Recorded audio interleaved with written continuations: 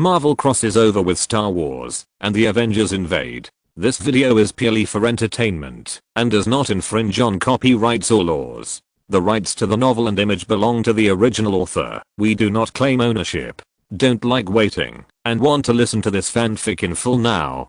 Subscribe to our Patreon, where you'll find the best fanfics. Chapter 101 High school students are here. There was a strong draft coming from behind.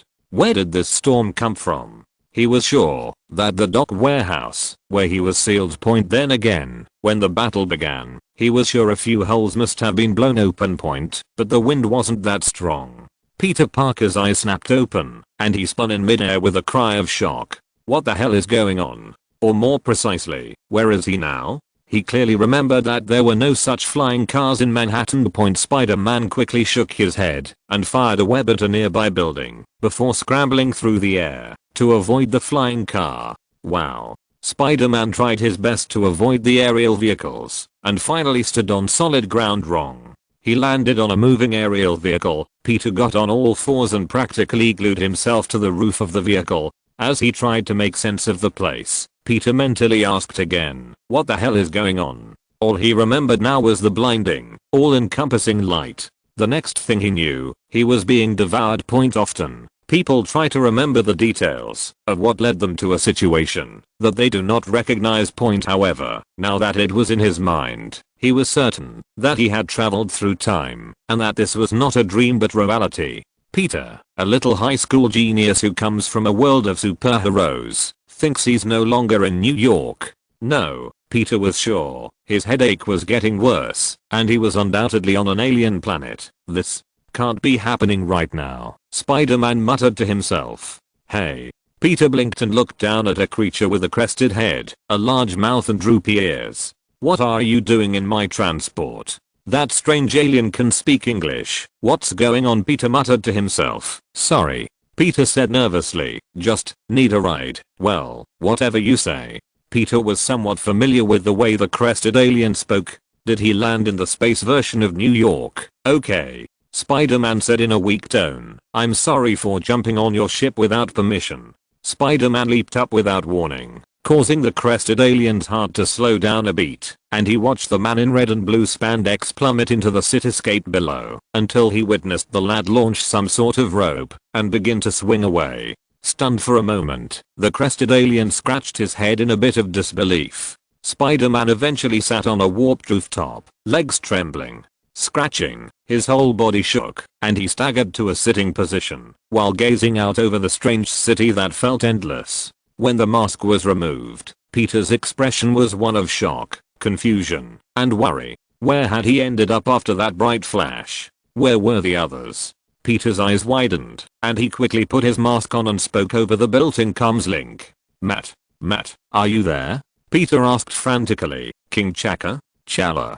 Can you hear me? Mr. Stark? Mr. Barton? Is anyone there? The only response he got was cold silence. With his shoulders slumped, Peter felt himself trembling again as he thought not only of his situation, but also of the allies he had with him, and most importantly, Peter took off his mask again, covered his face with his hands, rested his elbows on his knees, and asked in confusion, what should I do now? Meanwhile, at the GD Temple, a proud structure with 5 pillars, it had been the seat of the GD Order for centuries, serving as the vigilante protector of the Republic, especially with the Galactic War raging at the moment. In the training room, Ahsoka Tano rushed forward and gripped her lightsaber, the basic grip her master had been teaching her.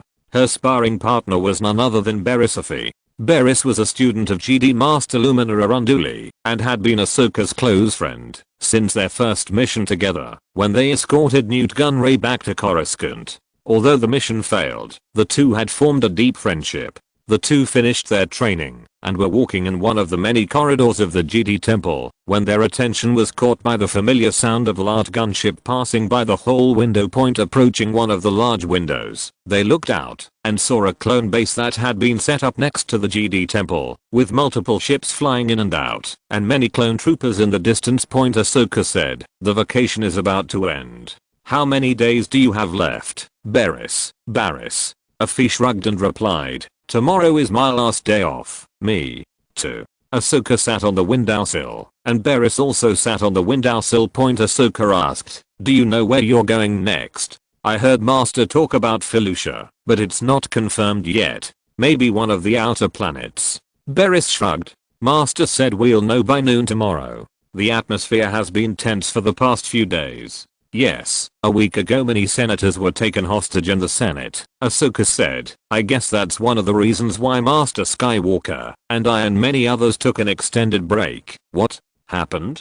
Barriss asked with a hint of worry. "I heard that a few bounty hunters took a few senators hostage. That's basically it," Ahsoka confirmed. "A bounty hunter the Republic calls Cad Bane has captured several senators and forced the Chancellor to release Zero the Hutt who worked with Dooku to destroy the Republic-Hutt alliance."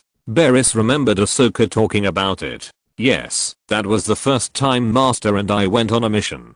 Ahsoka smiled and shook her head. "We kept moving, running, and being attacked. That sounds exhausting. That may be the case sometimes," Ahsoka said with a smile, looking out the window at Coruscant. "But Master told me that my presence at his side is the will of the Force." Barriss stared at Ahsoka for a moment. "You really do look up to him, don't you?" Ahsoka blinked, then blushed shyly after a moment. "Is it that obvious?" Barriss just smiled. "I think it's nice to have a role model to aspire to." Ahsoka smiled happily and said, "We have a lot of work to do if we want to catch up to our masters." Both girls laughed for a while, and suddenly, Chapter 102 Sweet Pastry. Barriss' eyes were wide, clutching his chest, while Ahsoka was hunched over, cradling her head in one hand. The two young Jedi looked at each other and saw panic and fear in each other's eyes. Their breathing became heavy, their ears began to ring, and their headaches grew worse. What happened?" Barriss asked very worriedly. "I don't know." Ahsoka was about to say she didn't know, but a familiar feeling came over her. This situation had happened before, not long ago, and they all felt this familiar feeling. "We must find our master," Barriss said. Ahsoka nodded wordlessly, and the two of them ran to find their mentor earlier. While Barriss and Ahsoka were training, Anakin was with Captain Steve Rogers and their newly reunited comrade Natasha Romanoff. It was a nice surprise to be reunited with another long-lost comrade. Now it's just Wander and Vision, and no matter where they are, they will be reunited one day. At this point, Captain America and Anakin had just explained some basic situations to Black Widow to help her better understand her current situation. Then, as a pre-arranged reward, Captain America and Black Widow told Anakin about their own exploits on Earth, as Anakin had always been curious to hear about their adventures on their home planet. "This Hydra sounds a lot like the Sith in a way. They all want total control over the others," Anakin said. Captain America thought for a moment and said, "It's a bit like the Sith guys you mentioned." Anakin noticed that Captain America was not in a good mood and asked, "What's wrong?" Captain America said, "I'm just worried about Earth. A lot of incredible things have happened in the past 3 years, most of which were almost doomsday events, although they were all prevented at the last second. But now, the Avengers are no longer on Earth. We are all in another conflict outside the Earth, and I don't know what Tony is doing." "Relax, Steve," Black Widow soothed. "We all know Tony. He must have been working hard to set up defenses while searching for us." Captain America smiled and said nothing, because it was just Black Widow's guess. Anakin mused, "I did wonder what Earth was like, since you guys kept talking about it. It must be." Anakin suddenly stopped, his face pale. He suddenly fell to his knees, gasping for air, barely able to hear Cap's panicked call of his name. Anakin staggered and grabbed Cap's shoulders, trying to stand up. He felt his legs shaking. "What happened just now?" Captain America asked anxiously. I don't know." Anakin paused, thinking about what had just happened. The feeling was too familiar to forget. It didn't take him long to put it all together, and he looked at Captain America with wide eyes, then at Black Widow. "We need to get back to the Jedi Temple now," Anakin exclaimed, rushing towards the nearest exit of the Senate building.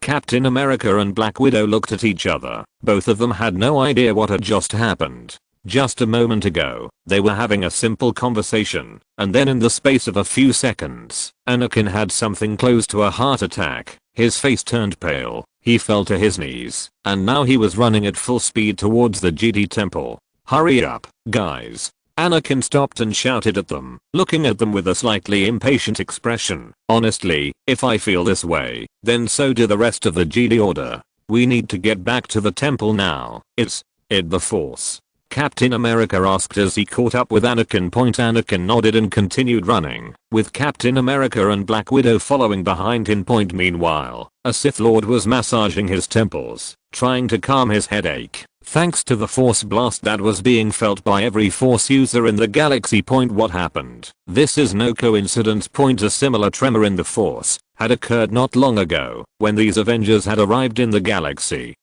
So there was no doubt in the Dark Lord's mind that these freaks had arrived. Just now, he felt a particularly strong similar tendency not far from here. Sidious now needs to find this new freak, because he senses from the Force that the new one seems to be a branch of these freaks. He recalled that every Avenger he had felt through the Force so far was a pulse of sorts. They had no Force, but the Force was constantly circulating around them, indicating that their existence was completely disconnected from the Force. Whoever this new person is, it's different to him, because this person is a member of the Avengers branch. Sidious knew that his chance had come. If he could catch this newcomer, then the variable of the Avengers would most likely no longer be an unknown variable, especially since this newcomer was near Coruscant. The only trouble is that those guys in the Jedi temple must have sensed it, so he has to act quickly and find this newcomer before the Jedi Knights and the Avengers. So Palpatine donned Sith robes and contacted a Duro bounty hunter wearing a flashy cowboy hat.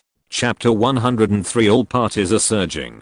Please, anyone, please answer the phone.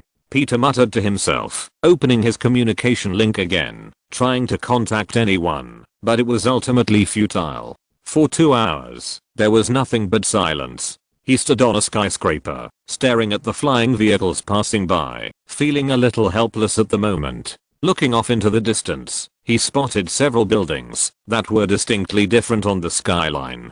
2 of them were similar in appearance. One was dome-shaped, while the other was a boxy square with 5 protruding columns on top. Although sightseeing on an alien world would be fun, Peter Parker was stuck on one at the moment. After a while, he jumped forward and began swinging around the city again, and honestly, he didn't even know where he was supposed to go. He was helplessly swinging around on an alien planet like a lost soul, surrounded by hundreds of alien species that he couldn't even describe specifically, and shockingly, among them were humans, or at least creatures that looked like humans. Loki and Thor look like humans, but they are Asgardians, so not really human. So who knows, maybe these creatures just have the appearance of humans, but are actually another species entirely. Or maybe they are humanoids, some with strange heads and tails, unusual head crowns, etc. Planet. In space. No companions. What should I do now? Spider-Man asked himself.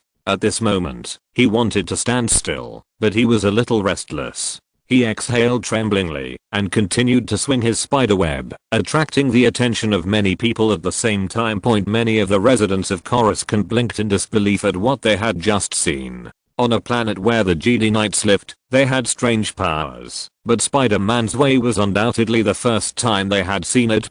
However, the 2 young girls missed the strange creature swinging between the buildings because they had just arrived, and Spider-Man had already left. What exactly are we looking for, Barriss? Ahsoka asked, looking around, trying to spot anything suspicious or unusual among the crowd. Barriss said softly, I don't know, it's just a feeling. The Force tells us of the arrival of this enhanced being, and we will use the Force to locate and find this person. It is good.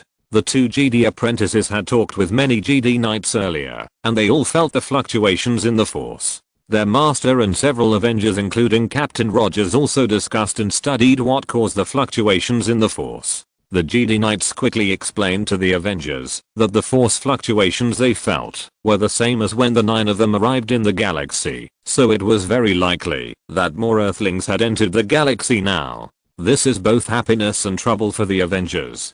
Fortunately, there must be an Earthling on this planet now, so the Jedi Knights have sent out a search team to join the Avengers, hoping to find this Earthling as soon as possible. Black Widow and Ant-Man remain at the Jedi Temple, while Ant-Man tries to find a way to bond with the new arrivals. The rest, like the Wasp, Falcon, and War Machine separated from their Jedi friends and flew into the sky to scout from the air, while Captain America and Quicksilver, along with the other Jedi, searched on the ground. How are we going to find this person? Ahsoka asked thoughtfully. I mean, do you feel it? The Force. Barriss nodded. The Force had been unstable. Frankly, it was everywhere now, if she could describe it. But Master Luminara always told her that sometimes, in chaos, you can find clarity. Barriss opened herself to the Force, allowing the energies of the universe to be her guide. I believe the target we are looking for is right there. Barriss pointed ahead, not seeing anyone swinging in that direction around the corner of the building. So,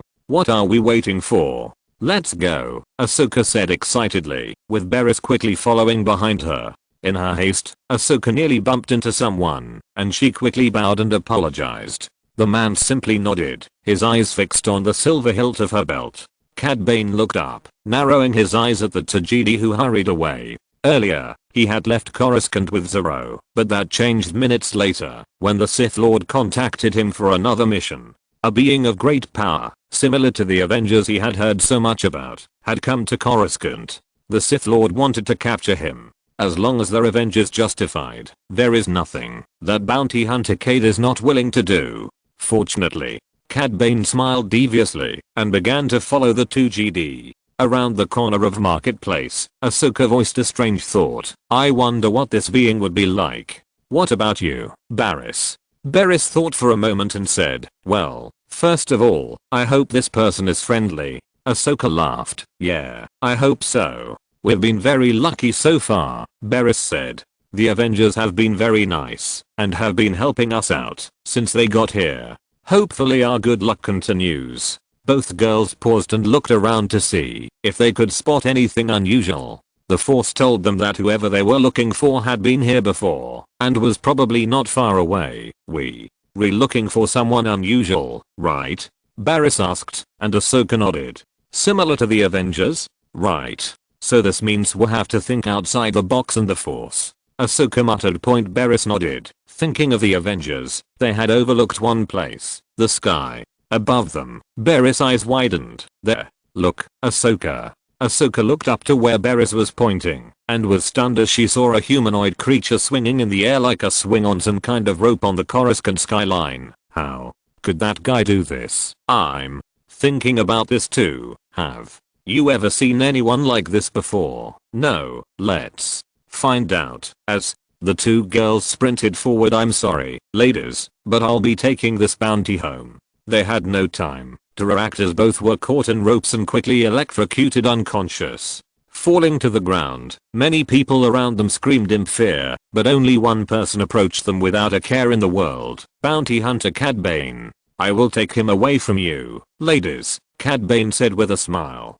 Bane removed their lightsabers from their belts and disabled their means of communication, pocketing his latest trophy while looking ahead at the figure swinging in the air. Flipping a switch on his wrist, his rocket boots activated, and he soared into the air. Chapter 104. It's actually popular to collect protection money here. Spider-Man pressed himself against the wall, taking in his surroundings. He had no idea what he was looking for right now, but frankly, moving around felt better than sitting still and waiting for help. Maybe he could find something or someone that could help, though intellectually, he doubted it. It's an alien planet after all. All I need to do is find a safe place to land, Spider-Man muttered. His stomach growled.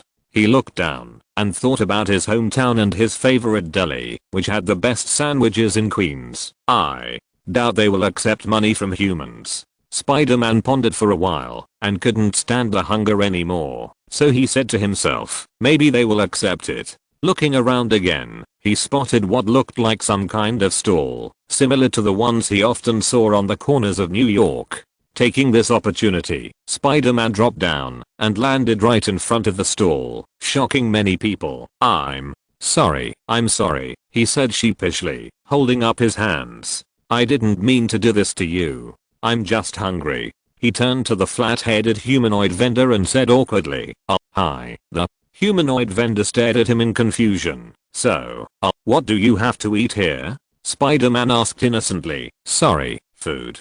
I've never been here before. So Spider-Man was begging in his mind at this moment. Please speak English. Please speak English. Can't you read? What? Glancing back at the menu, Spider-Man immediately responded, no, I don't, child. Which mountain did you come from? The Earthling's mouth opened and closed, trying to come up with an answer. I don't know, if you'll believe me. The vendor just tilted his head. Who the hell are you, kid? Which GD? You fell from a great height. I've only ever seen GD do that. GD? What is a GD? Spider-Man asked confusedly. Are you serious, kid? Oh, yeah. I literally just got here. And Garen, is the money ready? When the vendor heard the sound, he looked nervous. Spider-Man turned his head, and he saw a group of very strange aliens that he could only describe as a hammerhead shark with a curved body and the head of a fish, similar to stingrays on Earth. Spider-Man immediately narrowed his eyes and stared at the group of people who had just spoken.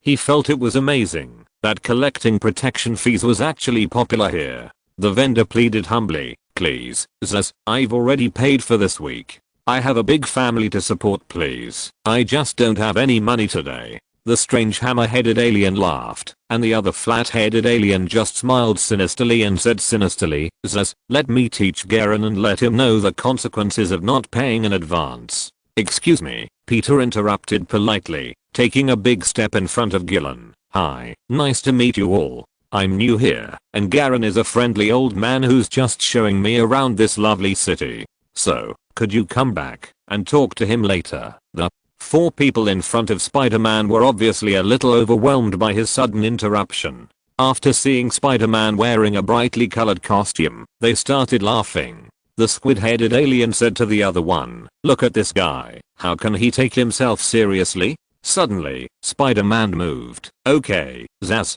is caught in the web. His other accomplices notice this and point their guns at Spider-Man, but Peter ignores them. Zaz said in an angry tone, alright, guys. Looks like we are going to have to teach this little guy a lesson here and let him know how to behave on Coruscant. They rushed towards Spider-Man, and Peter quickly raised his arms and fired several spider webs, trapping several people in the spider webs as well. Spider-Man looked down at the thugs, then turned to look at Garen, and saw many people staring at him in shock. Are you sure you're not a GD? Garen asked. Spider-Man rubbed the back of his head in confusion. What is this GD you keep talking about? Garen said slowly, to some extent. They are as powerful as you. So who are you? Spider-Man. He introduced himself, just a lost hero. Garen looked at Spider-Man and said, well, you saved me. What can I do for you? No, you don't need to. Just then, Spider-Man's rumbling stomach interrupted what he was about to say, and the scene became a little awkward.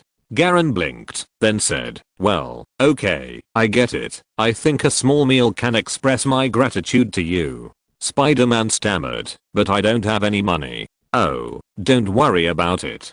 Garen waved his hand and said, after you help me, a small meal is nothing. While Spider-Man was enjoying a delicious alien meal, two young GD Knights regained consciousness in a nearby clinic. Ahsoka groaned in pain and immediately placed a hand on her head when she heard the droid's voice. Please lie down for a moment. You are regaining consciousness. Any sudden movement may cause you to pass out again, Ahsoka muttered. Barriss. Where's Barriss? You mean that Mirio guy? Ahsoka nodded. She's beside you, and it looks like she's regaining consciousness as well. Ahsoka tilted her head to the side and opened her eyes. She saw her companion groaning as she looked over. Barriss, Ahsoka said with a slight groan. Are you okay? It's okay. Aoi said softly. What happened? Ahsoka asked, sitting up carefully. I'm sure we were knocked down by some kind of electrified rope. Both girls had their eyes open now and turned their heads towards the medical robot, which was holding some ropes in one hand. You were tied up with these ropes and passed out, and a few citizens brought you to here, the robot explained. After expressing her gratitude, Barriss sat up to examine herself, but she froze. My lightsaber. Hearing Barriss's worried tone, Ahsoka's hand subconsciously reached for the hilt of her sword, only to find mine's gone too, Ahsoka said in horror. We must contact the temple, Barriss said, raising her wrist, only to find that the communication was disabled.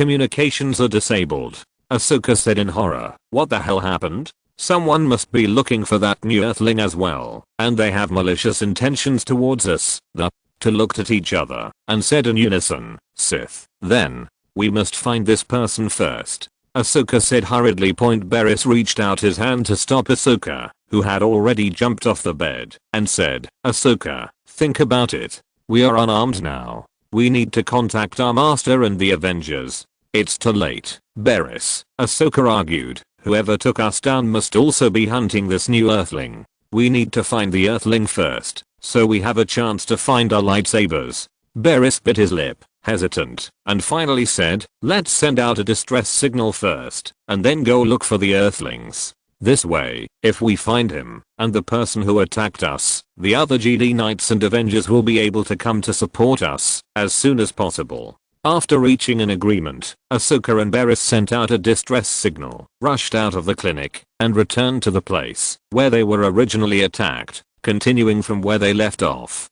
Chapter 105. How could I fail? Cad Bane was watching the boy in the strange red and blue clothes eating at the food stall. Not far away, the Coruscant guards were arresting a few thugs who had just collected protection money from the vendors. Cade planned to catch the kid once he was done eating, and away from the crowds. From what he overheard, the kid calling himself Spider-Man had taken out a few thugs who were harassing the food stand owner. All Cade had to do was wait for an opportunity to knock him down, grab him, and take him to the location as client requested. Spider-Man finished his meal, wiped his mouth, and talked to Garen.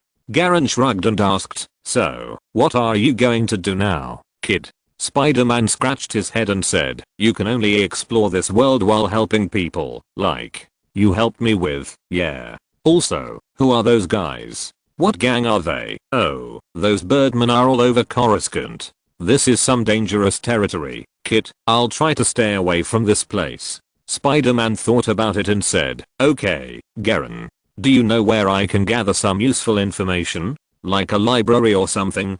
Spider-Man nodded quickly, mentally thanking the almighty library. Well, I can think of two. One is on the other side of the planet, quite far from here, and the other is actually near the Jedi temple. Where is it? Right there. Garen pointed to a building that Spider-Man had actually seen earlier. Spider-Man looked in the direction Garen pointed and asked in surprise, that place? Yes, but I don't know if you can enter.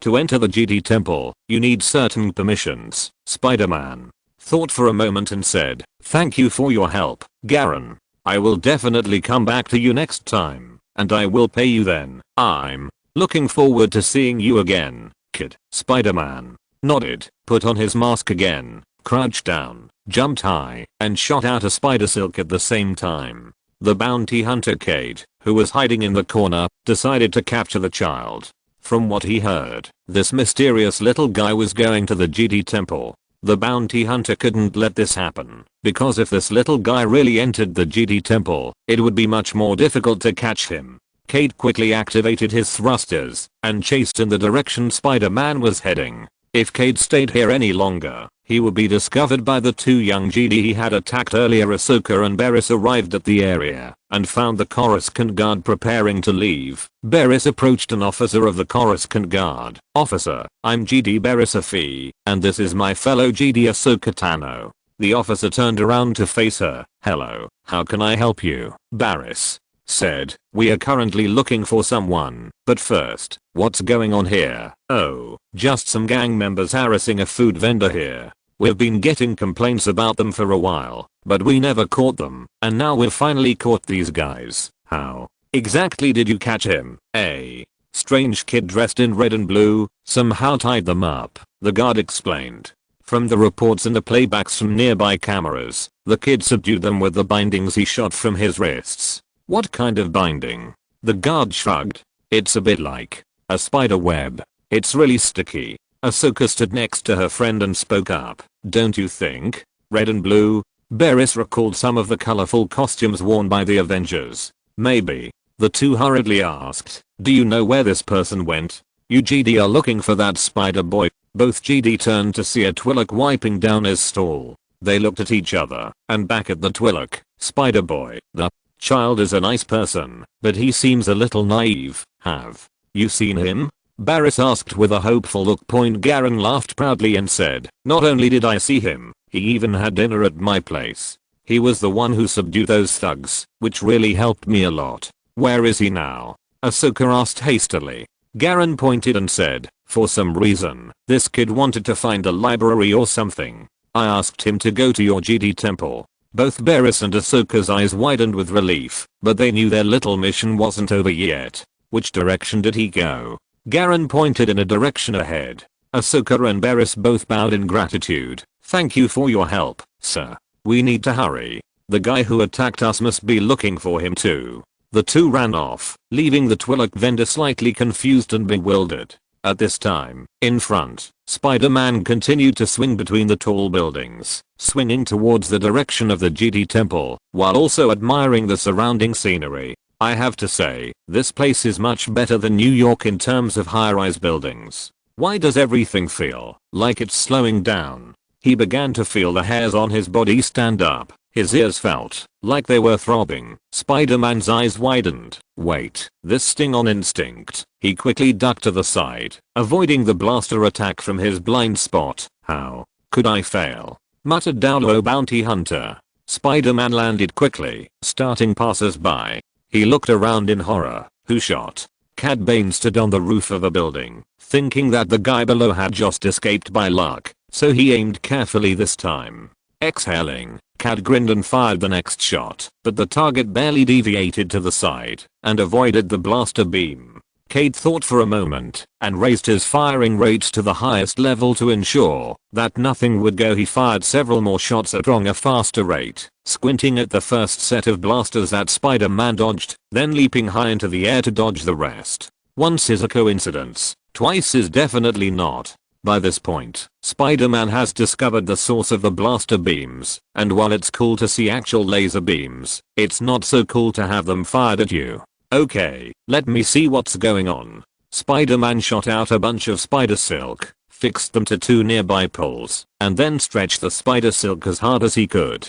Chapter 106 FANS&-039, Light Sticks. Cad Bane watched all this and frowned, confused by Spider-Man's behavior, but this confusion lasted only a short time, because he saw that the slingshot-like thing was aimed at himself. Although Bane couldn't figure out what the strange little guy was doing, his intuition was dangerous, and he reacted almost instantly, activating his rocket boots and quickly moving away as Spider-Man landed in front of him. Haha, man, why did you shoot at me just now? Do we have a grudge against each other? I just arrived on this planet not long ago.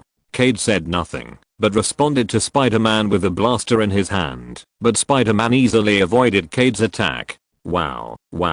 Rude guy. I used to like lasers very much, but now, you make me start to hate lasers a little bit. Cade roared and said grimly, next, you will find that many things in the galaxy are disgusting. Oh, I didn't expect you were still a pessimist. Spider-Man ducked his head in time to avoid the blaster beam attack. Dodging all the time wasn't the young superhero's style, and in response, Cade saw the kid shoot out a strange sticky string that quickly hit one of his blasters. With a pull, the blaster was ripped out of the bounty hunter's hand and landed in Spider-Man's. Spider-Man played with his blaster for a moment, threw it away, and then web-shotted the far wall. Luckily, Cade had two guns. Spider-Man once again had to dodge Cade's attacks. Cade now realized that it wasn't because he missed before, but because the blaster couldn't hit the little guy at all. He put the blaster away and fired one of his wrist cables, only to be surprised that the child caught it in a split second. Cade tried to tie him down, but found he couldn't. Whoever this guy was, he had strength, unnatural strength. But strength alone is not enough. Cade pressed the switch with a grin, and the electricity passed through the cables and hit Spider-Man directly. Oops, Spider-Man yelled, letting go of the cable. He stumbled back a few steps, his whole body shaking violently. Cade stared, somewhat surprised at the boy's resistance to the shock. Several thoughts flashed through the bounty hunter's mind. Perhaps the kid had some kind of resistance, perhaps even because of the strange suit. But getting the bounty was all that mattered to the experienced bounty hunter, so he tactics changed, switching to a wrist-mounted flamethrower and firing a stream of fire. Oh, it's so hot. Although he quickly retreated from the flames, Spider-Man could still feel the flames burning him, and he tripped over the railing behind him and fell to the street below. Cade cursed himself for not noticing this and took to the air, chasing after his falling target. Cade grabbed Spider-Man in midair, only for Spider-Man to fire a ball of web into the bounty hunter's face, blinding him. Cade yelled, "Why are you spitting, you little bastard?" He slowed his descent, remembering that there was another platform a few meters below him. He dropped onto it, pulled out a razor blade, and carefully cut around his eyes, tearing away the offending sticky rope. He looked around and saw some civilians who looked a little surprised at his sudden arrival, but there was no sign of Spider-Man. He was about to leave the area when he heard a commotion behind him. From the small group stepped two young GD knights, two very familiar men to him. Ahsoka looked at the strange guy in the crowd wearing a fancy hat that didn't fit in with the others nearby and felt a little familiar. "You." Ahsoka pointed at Cad Bane and shouted, "You are Cad Bane. I have seen the photo of you holding the senator hostage." Barriss blinked, looking at Ahsoka and Cad Bane with wide eyes. The people around them began to back away in fear at Ahsoka's words. However, Cade just smirked and said shamelessly, "Oh, are you my fan?" Ahsoka glared at the bounty hunter, and something reflected a flash of light, causing her to flinch momentarily. Looking down at Bane's feet, Ahsoka gritted her teeth in anger. "Barriss, look down." Barriss glanced down and saw my lightsaber. "Oh, this thing." Cad Bane took out the lightsaber. "It's just a glow stick I use in the dark." Without warning, Barriss reached out and used the force to pull the lightsaber back into her hand. She immediately ignited the lightsaber, pointed it at Bane with a very calm expression, and said righteously, "Cade Bane, I inform you in the name of the GD Council and the GD Order that you are under arrest for crimes against the Republic." Cade was amused and sneered, "Aren't you still a child? Go find your parents and let them handle matters between adults." Cade quickly grabbed his blaster and fired at both men before fleeing, the two girls chasing him without hesitation. Cade didn't want to kill the two young men here because it was close to the GD temple and doing so would bring unnecessary trouble. Besides, he still had to find that spider boy. After Cad Bane pulled away, he turned around and said with a smile, "Okay, ladies, it's been a pleasure playing hide and seek with you. Now it's time to say goodbye." Ahsoka retorted sarcastically, "If you think you can get away with this, you'd look a lot more ridiculous than if you were wearing that hat." Ridiculous. Cade sheathed his blaster as several small orbs fell into his hands. "You don't usually get away that easily when you insult my hat." Without warning, Cade swung the sphere around him, and instantly, smoke enveloped the area. Both girls blinked before running into the smoke, using the force to disperse it. Suddenly, a cable from above traps Ahsoka and pulls her into the air, causing her lightsaber to fall from her hand. Barriss called out anxiously, "Ahsoka." Cade taunted, "I've heard that you GD are compassionate and won't abandon your companions. So this is your chance to prove it."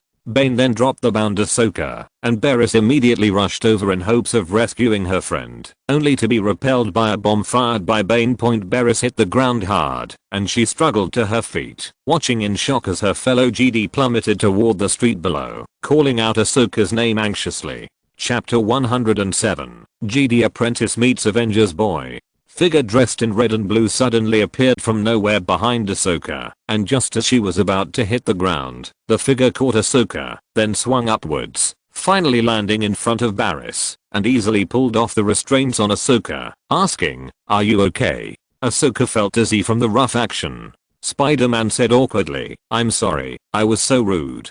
Barriss said gratefully, "Thank you. If it weren't for you, Ahsoka would have fallen to her death." Ahsoka recovered and turned to the boy who had saved her, blinking and saying awkwardly, "Oh, thank you." "You're welcome." "Wait." Ahsoka looked around. "Where is Bane?" "He may have escaped," the boy replied apologetically. Ahsoka sighed tiredly as she heard the bounty hunter flee. "I'm sorry I couldn't stop him from escaping." "No, it's okay," Ahsoka said. "If it weren't for you, I would have been killed by the fall." "Well, that's not cool," Spider-Man muttered. Ahsoka couldn't help but raise the corners of her mouth. When she heard this, Barriss walked up to them and gave Spider-Man a smile. "We really appreciate your help." Woo *WOO *HEARING. The communication devices on their wrists ringing. The two young Jedi immediately answered the call. Ahsoka, are you there? Are you okay, Barriss, Master? Ahsoka and Barriss called out. Thank goodness I finally heard your two voices, Luminara said with relief. What's going on? We tried many times, but couldn't get through to you. I'm sorry, Master, Barriss said. Our communications have been disabled, but it's back now, Barriss said. We just ran into some trouble. We ran into Cad Bane. Luminara asked nervously. Bounty hunter? Why did you meet him? Apparently, he was doing the same thing we were doing, tracking down an unusual individual. By the way, we found out an unusual person. Wait, are you talking about me? Spider-Man interrupted Barriss. Oh, so he is with you now? Anakin's voice came from the other end of the communication. Yes. Barriss replied. Anakin said. Okay, well, that's great. Steve would be happy to hear that. Luminara urged. Send us your location. We'll be there soon. After ending the comms, Barriss and Ahsoka turned to Spider-Man, who was standing there a bit awkwardly. So you were looking for me? The two sensed the change in the Force. They felt it fluctuate around him, similar to what happened with the other Avengers, but this one was a little different, like a branch. Barriss then nodded. Yes. When we discovered you were on this planet, the Jedi sent out a search party and another group of people you might be familiar with looking for you. Do you know the Avengers? Ahsoka asked. Spider-Man's eyes widened, his breath quickened, and he asked excitedly, the Avengers? You mean the Avengers? Earth's mightiest team of heroes? Captain America? Black Widow? War Machine? All of those guys? Both Jedi nodded. Yes, they are here, on their way to pick us up, Barriss said. Really? The Avengers are here? They're really here? Here, yes, Spider-Man fell to his knees, nearly crying with joy. Oh, thank God. Oh my God. The Avengers are here? Where is this place? What happened? How did they get here? Ahsoka hurried to calm the boy who looked like he was going crazy with excitement. It took Spider-Man a while to recover from the excitement, and he said awkwardly, I'm sorry. It's alright, Barriss said. From what we've seen and heard, it's a little strange for you to suddenly leave your home planet and be transported to a world you've never been to before. Spider-Man took a few seconds to calm down and think about his situation. Then he said lightheartedly, well, I just got here today, but you know the rest of the Avengers have been here for a long time, which is good news. I finally know where they are. Then he looked distressed. The bad news is that I have no way to contact Mr. Stark and tell him that I found them. Mr. Stark, Ahsoka muttered. Stark? You mean Tony Stark? The Iron Man that Captain Rogers was talking about? Yes. From the Avengers? Spider-Man held his head high and said proudly, yes, the one standing before you is its newest member, recruited by Tony Stark himself. Then he added dejectedly, not long ago, the others mysteriously disappeared. And now, it looks like I'm on the same planet as them. Ahsoka asked, do you think they'll be happy to hear they have new teammates? Spider-Man said nervously, I hope so. Mr. Stark and Mr. Barton have been busy back home, looking for others to form a new team. They've been holding out on Earth with Mr. Pym and the other new members, like Matt Ando. Got Matt. I need to find Matt. And Chala. So, there's someone else with you? Ahsoka asked. Well, Spider-Man said dejectedly, looking at the two of them with hopeful eyes. You didn't happen to find them already? I'm sorry, Barriss said sincerely. What we can tell you is that 7 of the 9 missing people who arrived in the galaxy have been found, and they are now on Coruscant. The other 2 who were not found were, I believe, the Vision and Wanda Maximoff. Spider-Man frowned and said, oh, okay. Now there are 4 missing superheroes. Don't worry, Ahsoka soothed. We are working with the Avengers every day in hopes of finding your lost companions. Even so, who are the other 2? Matt and Chera, right? We'll find them. Spider-Man smiled. Thanks, Ahsoka. Did I call you that right? The 2 then remembered that they had not introduced themselves yet, and said, I'm the Jedi Padawan, Barriss.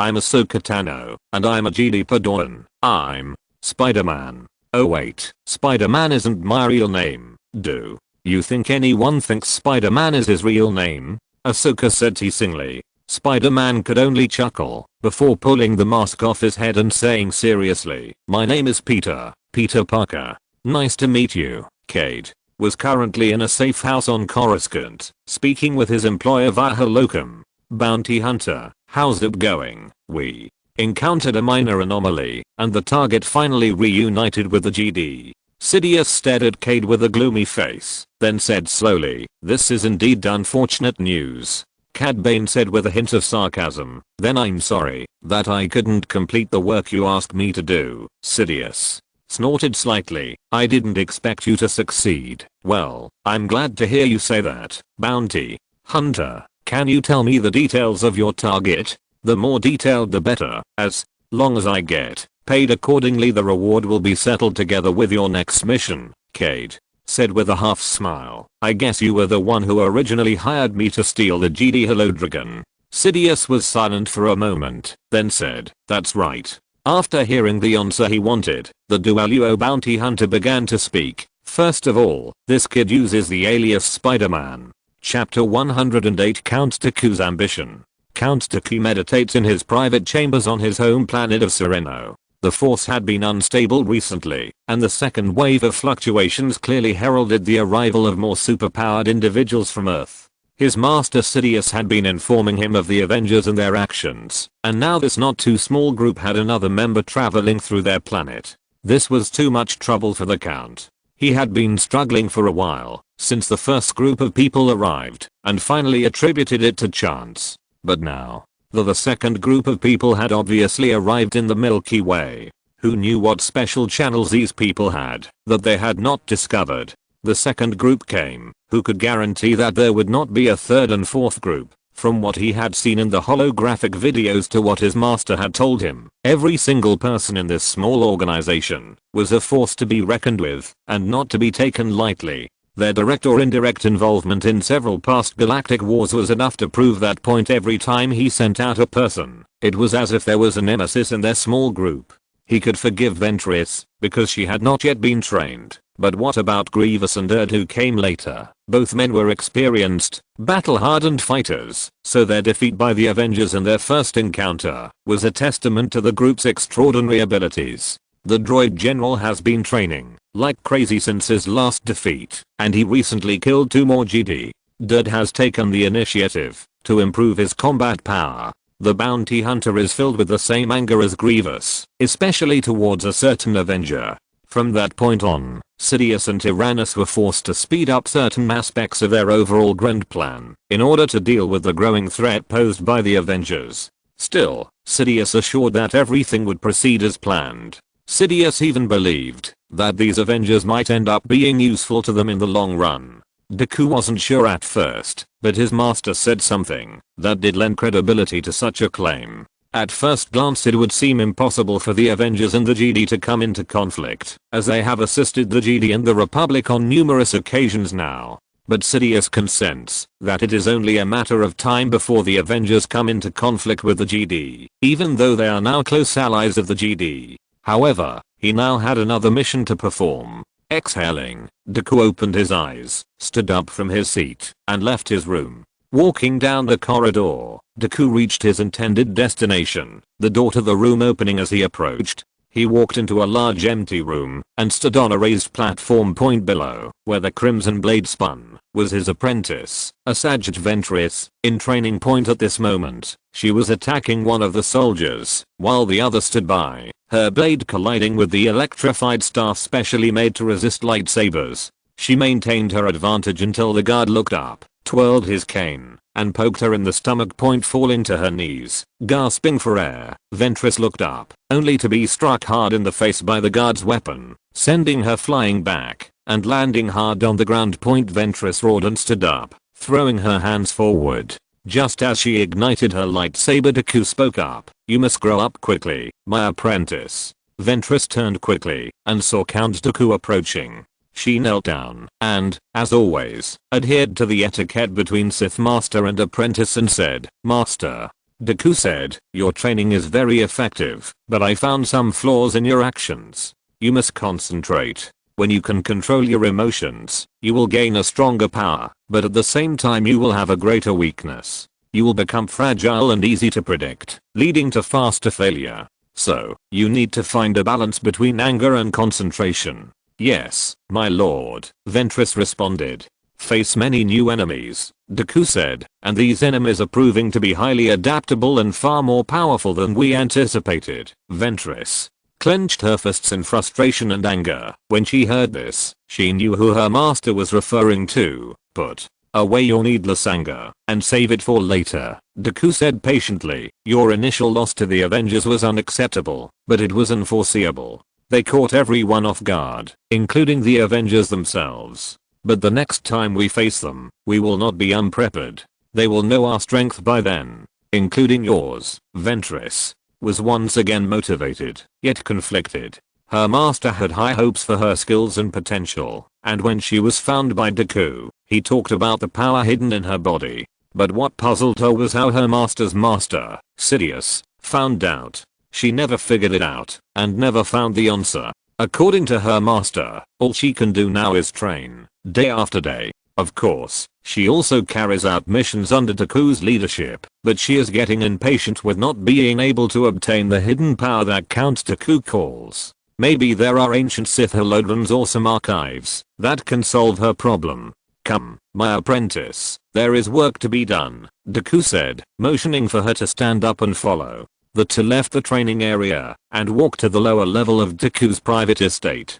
There are many combat robots around the estate, which are individually programmed to guard the Earl's home points. Eventually, they reached the crypt, a room Dooku had constructed over the past few years, after becoming Darth Tyrannus, dedicated to the study and practice of the dark side of the Force. Here, Dooku further trained himself, while his followers grew. Entering the basement, Dooku and Ventress saw the sight of two knives clashing together. The battle was between a weakway and a human male, with the former clearly having the upper hand in this match. The human male had tried to overwhelm his older and more experienced opponent with vicious aggression, but the weakway had easily slapped the human aside. When his opponent fell for a moment, giving the weakway time to notice Dooku and Ventress, he called out to his sparring partner, Skull. The young man named Skull had stood up and saw his master and companion. They both fell to their knees and Dooku walked towards them.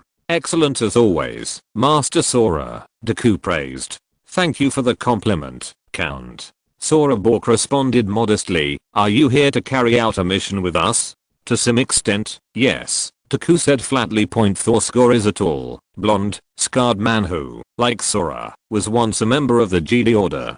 Thor was rescued by Dooku on Korriban, the ancient birthplace of the Sith, and has been loyal to Count Dooku ever since. However, in Dooku's eyes, it was a good deal to have Sora Bark on his side. As a former Jedi Master, he was known for being one of the greatest lightsaber instructors the Jedi Order has ever seen, and he even helped Mace Windu perfect the art of Amped swordplay, the seventh form of lightsaber combat. So Dooku was interested in Sora, as it would help in the final battle against Sidious. Fighting his current master is a possibility faced by all Sith. As the four Force users gathered in a circle, it was strange to see that at one point, all four people standing in this room were following the ancient ways of the Jedi. I came to talk to you about your recent discovery, Bork. Dooku crossed his arms and said expectantly, you said you have someone here who is interested in me? Sora Bark nodded and turned on the video, which showed a holographic projection of an elderly man wearing traditional Jedi robes, with a cloth wrapped around his eyes. Dooku recognized the man immediately. Jedi Master Prezet Dibs. Indeed. Sora nodded. He ran afoul of Master Windu sometime after the war began, and was imprisoned in the lower levels of the Coruscant Temple. His skills and knowledge will serve our goals well. Dooku thought about it, thinking back to the few times he had spoken with Master Dibs, and his thoughts on the Jedi Order. While Dibs was a staunch believer in the Jedi code and duty, he was also very open to the idea that a Jedi's duty was to the Force, not politics. He would love to hear Dibs' story about how he went from being a respected Jedi Master to a prisoner in the Jedi Temple. Dooku instructed Sora Bark and Tall Squirrel, go to Coruscant and free Master Dibs from his prison. If he joins us, he may serve us well. The two men bowed, turned around and left immediately. Dooku looked at Ventress and asked, have you contacted the leader of the Death Watch? Yes, Vizsla awaits a meeting between you and him. He wishes to meet with you in person to consider whether this alliance would benefit his people. Dooku nodded. You have done well, Ventress. Your next mission will further test your growth and resolve. I'm ready, my lord. If you're listening to this novel on a channel other than Fanfic World, it means they downloaded and uploaded it without effort. We cordially invite you to visit our channel, Mundo Fanfic Novelos. There you'll find the original version of this story and you can explore many other novels of various genres. We're waiting for you to immerse yourself in a world of incredible novels. Chapter 109 Captain America's Concerns. Captain America felt a little tired, and a lot of thoughts appeared in his mind. After they disappeared, Iron Man tried to find them every day, and even Hawkeye and Dr. Pym helped. Iron Man is very capable, because he has good leadership and management skills. When he learned that they were missing, he immediately started working day and night to try to find them. Cap found this comforting, because even though they might have their differences, Iron Man was willing to do a lot for his friend and teammate. Then there's the new kid, Peter Parker, aka Spider-Man. Tony has apparently been eyeing Peter for a while, and the kid tells him that Iron Man had planned to bring him to headquarters so that he could be properly trained under Cap. But plans cannot keep up with changes. No one expected that such incredible things would happen in the Avengers, which caused all the good plans to be changed. Captain America did not expect it, and Iron Man certainly did not expect it either. The kid is determined, that's for sure. And young, about the same age as Ahsoka, but determined and optimistic. Even when he learned what kind of situation he had gotten himself into, he didn't sit still and wait, and was willing to stand up to the bullying on the alien planet, which seems to be a trait shared by the entire team, always fighting for justice. So in addition to finding the 2 members they lost earlier, now there are 2 more members lost somewhere in the galaxy. Point there is so much to do. Point boom. Captain America had a painful expression on his face. Oh my god. Ila Secura immediately stopped, walked to Captain America, and said apologetically, I'm sorry, Steve, are you okay? Hey, Steve, are you okay? Anakin Skywalker asked with concern. Yeah, it's okay. Captain America said, rubbing the side of his temple, smiling at Ella, and said, good fight. Ella pulled Captain America's hand over without further ado, revealing the bruises on his arm. She frowned and said, although these wooden swords are not very powerful, it must be very painful if they hit you. I just wasn't paying attention, Cap said, frowning slightly when he felt Illa's fingers trace tenderly over his wound. I thought you weren't paying attention, Anakin said. What were you thinking about, Steve? You don't usually get distracted. Ella looked at Cap and asked, does this have anything to do with young Parker's arrival and what he told you recently? Captain America nodded, pretty much. Now there's a child here, and the Earth is still fragile. I'm sure Tony and Clint will remain vigilant, but I'd rather they not act alone, like they are now, since there's only so much 2 people can do. From what the kid told us, it doesn't look like they plan on going it alone, Anakin said. I'm glad to hear that, Captain America admitted, but that doesn't mean I'm any less worried. Well, I would normally say that you should trust in the Force, but since your planet doesn't seem to have it, Anakin said with a grin, I guess you can only trust your friends. This is all I can do now. Captain America sighed. Ella said softly, sometimes we should trust our friends.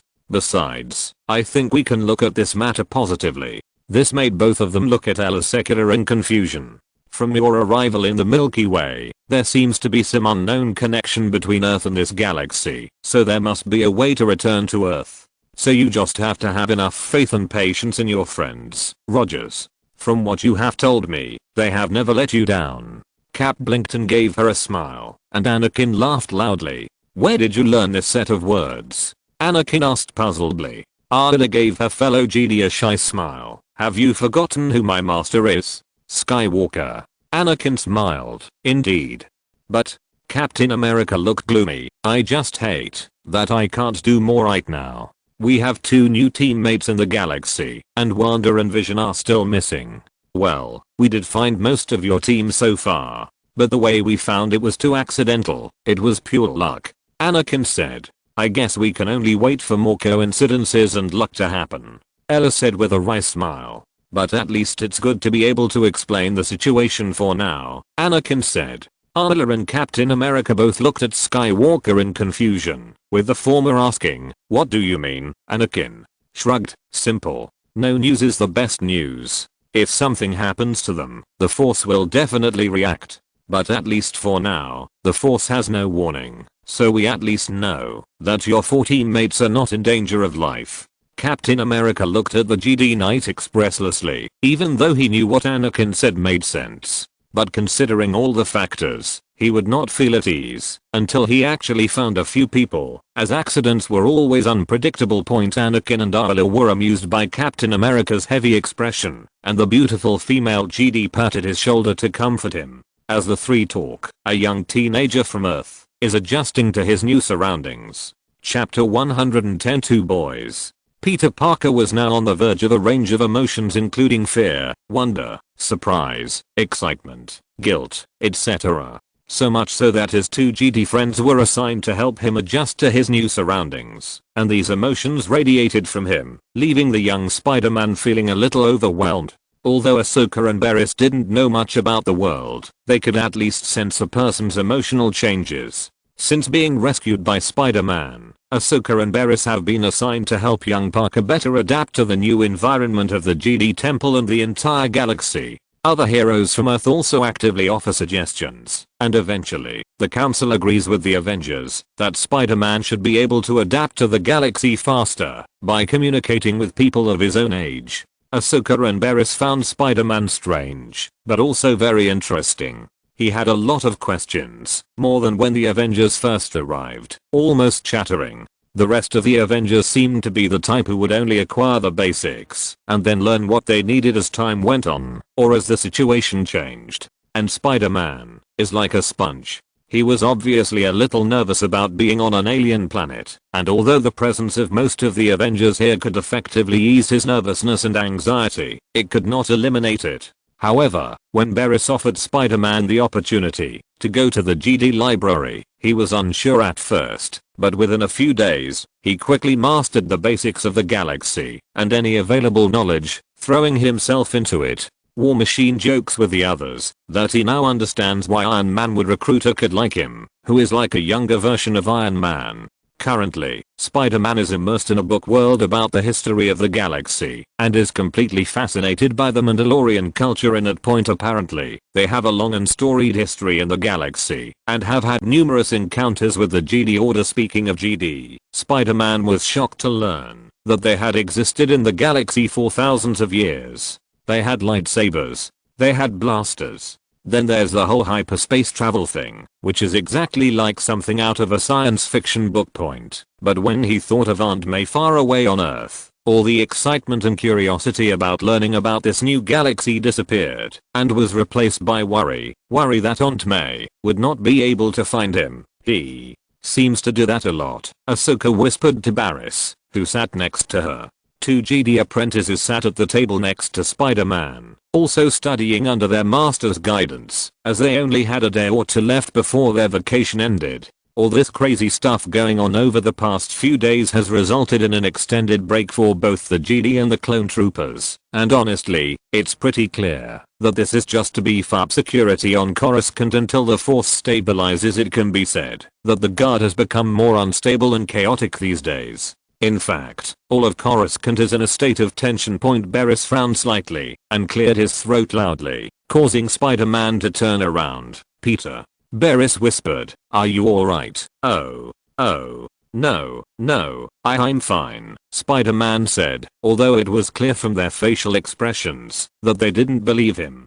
"Peter, you know we can sense your discomfort through the Force," Ahsoka said with a mischievous smile. "Can you do it?" Spider-Man asked curiously and surprised. "We can do a lot of things with the Force." Barriss smiled and said, "Do you still remember the knowledge about the Force?" Spider-Man stroked his chin. "I kind of got an impression about how the GD used it to unleash their abilities." Ahsoka chuckled. "That's the simplest way of putting it. The Force is the source of our power as GD Knights. With it, we are able to defend the Republic and the galaxy for thousands of years. The source of the power." Spider-Man pondered. What is going on? That's a little hard to explain, Barris said. Here, throughout the galaxy, we are all deeply connected to the Force. Master Luminara told me what Master Yoda once told her. The Force is the Jedi's eternal friend. Not at all. It is everywhere, bringing us together. The Force gives life in the galaxy the power to grow. It exists in every corner of the galaxy.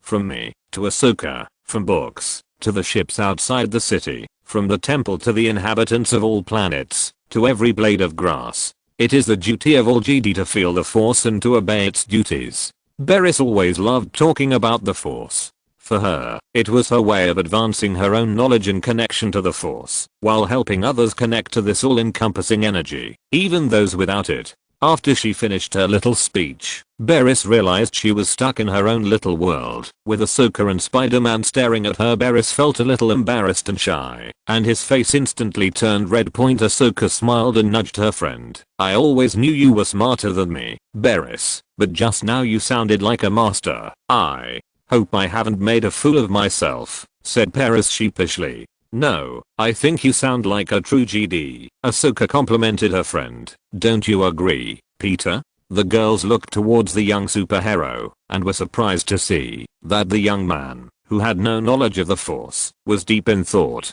Responsibility, huh? Spider-Man muttered to himself. You know, this Force sounds very similar to telekinesis on Earth. Secular beliefs connect all of us together. I think Earth does have something similar to the Force. Ahsoka and Barris perked up at Spider-Man's words, something they had never heard the other Avengers talk about. Do you have the Force on Earth?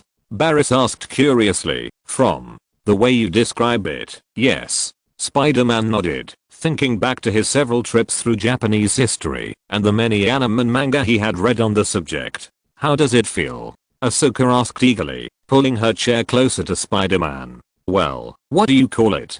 Telekinesis, right? Yeah, telekinesis. Although I think it's a little different. Spider-Man muttered. Is the Force in your body a separate thing? The two girls were confused. What do you mean? Spider-Man thought for a moment. From the way you describe it, the Force is not your own energy, right? The two Jedi girls thought about what Spider-Man said and nodded. No, the Force is not a potential energy within a person. Spider-Man leaned back with his arms crossed, or thoughtful expression on his face. Then the Force should be different from the telekinesis on Earth. Perhaps, when we find our way back to your planet, we can find the answers, Ahsoka said, unable to suppress her thirst for adventure, just like her master. That sounds like a great idea, Barris said, a little surprised at how willing she was to explore the planet. Spider-Man was quite confused by the eagerness of the two girls in front of him. He had only known these two people for about 4 days, but he was with them every day during these 4 days, and learned a lot from them. The galaxy at war, the Jedi Order, the Force, etc. So he also had a general understanding of the two people's personalities. Ahsoka was more outgoing, more in line with the type of teenagers his age that he had interacted with on Earth. Barris was quieter, more reserved, and more thoughtful, seeming to choose her words carefully. She didn't look much older than him or Ahsoka. But returning to the topic they were talking about just now, Spider-Man grinned and joked. Okay, you help me understand this galaxy, and I will teach you all about Earth. Deal, Ahsoka said excitedly. Chapter 111. The attitude towards the Avengers is quietly changing. While Spider-Man was busy cultivating a new friendship with Jedi Girl, Black Widow was catching up with her old friend. So the situation was that you had to work with the bounty hunters, right? Falcon asked with a wry smile. Black Widow simply shrugged. You know, this is nothing new to me. War Machine also said, I'm glad to know you're okay. The entire galaxy is now a giant death trap. Their conversation was interrupted by a series of grunts and mutters from the sleepy Quicksilver. What's wrong? Was Pietro knocked unconscious by someone? Black Widow asked confusedly. Ant-Man smiled mysteriously and said, he's just too tired. He's been running around these few past days. He seems to be looking for something for a friend. War Machine asked amusedly, female friend? Who could it be? Of course it's the Smurf in the Senate. Who else could it be? Ant-Man complained. Blue complained. Smurf. Falcon muttered. Wait, you mean Rio Chachi from Pantora? The blue-skinned senator? Ant-Man nodded absent-mindedly, continuing to study the bowling ball. Yeah, that's her. Hey man, what are you doing? Why are you distracted? Asked War Machine. Bringing the beautiful art of bowling to this galaxy, Ant-Man said seriously. Wasp rolled her eyes at her boyfriend's words, while Falcon and War Machine laughed loudly, and Black Widow pursed her lips speechlessly. Falcon thought for a moment and said, hey, we take up too much space here, and the GD are indeed very friendly, but I agree with the captain, we must have our own place. In the past few weeks, the superheroes from Earth have been thinking about how to make money, because they don't want to rely solely on the GD to entertain them. Thanks to Ant-Man's idea of bringing Earth culture to the galaxy, their billiards and rock music are selling well, because the clones are particularly fond of Earth culture. Black Widow said, I guess Tony must be very busy back home. The Wasp grimaced and said, but I didn't expect him to recruit an underage child. He recruited to special talents. War Machine added, a blind lawyer and an underage child. Falcon sighed, this was totally impossible before. Things can change unexpectedly. Black Widow said, look where we are now. Yeah. Falcon muttered, in a galaxy that seems far, far away. Are we even in another galaxy? The Wasp asked suddenly, or are we in the same galaxy as Earth? Maybe we are in a completely different universe, like the whole multiverse theory. My father used to talk about it. This is something that the Avengers did consider, although only a few. Mainly the Wasp and Ant-Man, since they had the concept, another universe. Black Widow muttered. This is kind of crazy, honestly. While the Avengers were discussing, the GD Council held its own internal meeting. Except for those who were unable to attend, most members attended the meeting. The force is more unstable than ever, Mace Windu said in a serious tone. The arrival of this new Avenger is also unsettling. Do you all feel the way the force fluctuates around him? The future becomes uncertain, Master Yoda said in his old voice, even more so as time passes. Unexpected people and things keep coming. Yes, how does this affect us? Obi-Wan Kenobi said, I can't deny that I'm increasingly concerned about what is about to happen. Honestly, I also can't deny how lucky we are, since these Avengers showed up. But if they can come to the galaxy, who can guarantee that an opponent with similar abilities to them won't come? I agree.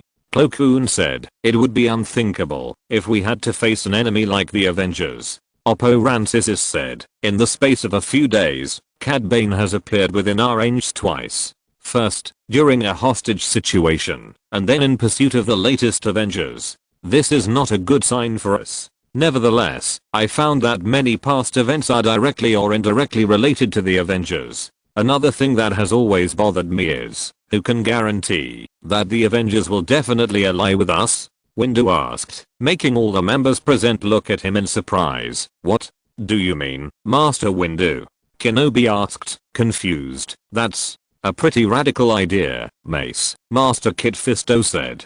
From what I've seen and heard, these Avengers aren't exactly belligerent and aggressive people. I'm curious as to what made you think this way all of a sudden. I'm not saying they will definitely do it, but there is such a possibility. Mace elaborated, I'm really grateful to these people. They have such powerful powers and help us when we need it. However, since their arrival in this galaxy is unpredictable, I'm considering how likely it is that an accident will happen in the future, not just now. The arrival of the first batch of Avengers can be said to be an accident, and the second batch was a coincidence. Will there be a third and fourth batch? If and when more of these super powerful creatures from Earth arrive in the galaxy, it is inevitable that they will become independent and enterprising. Windu's apprentice Deepa Bilaba said, there is still a long time way to go. Master Windu, Metz, acquiesced to Deepa Bilaba's point of view, which was indeed true. So, what should we do? Kiadi Mundi asked. If I remember correctly, there are 2 other people coming with this new Avenger. Indeed. Kenobi said. Peter Parker was his name. From what Ahsoka and Anakin have told me, he was with 2 other companions before arriving in this system. So, now we have 2 more Earthlings to find, and 2 more missing Avengers from the first batch. Plo Koon said. I feel like the task is getting harder and harder. Yoda interrupted the group's conversation. It's very daunting, but that's just how the world is. There are always new problems that arise. The Sith, the Avengers, the Galactic War. So we have to stay focused. We have to be diligent and attentive. That's the key to overcoming these trials. We hope we can. Master Yoda, said Mace Windu. The times ahead feel more chaotic.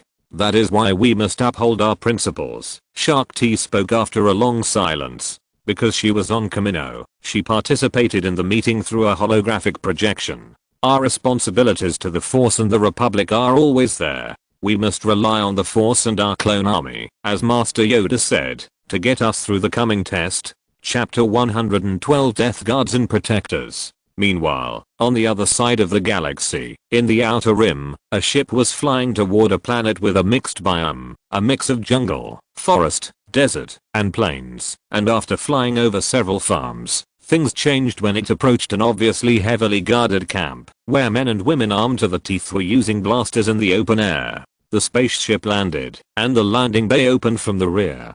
Several people walked out. They were also wearing heavy armor, with trident claw marks on their shoulder pads. The lead armored trooper spotted the guards in front of the camp where they landed. This is the place. The captain spoke. They began to move towards the front of the camp, the guards all raising their blasters, causing the approaching people to stop in their tracks. Hey, we are all Mandalorians. There's no need to be so hostile. Oh, we have many reasons to do this. A voice came from behind the guard point. A fully armed Mandalorian came out of the camp.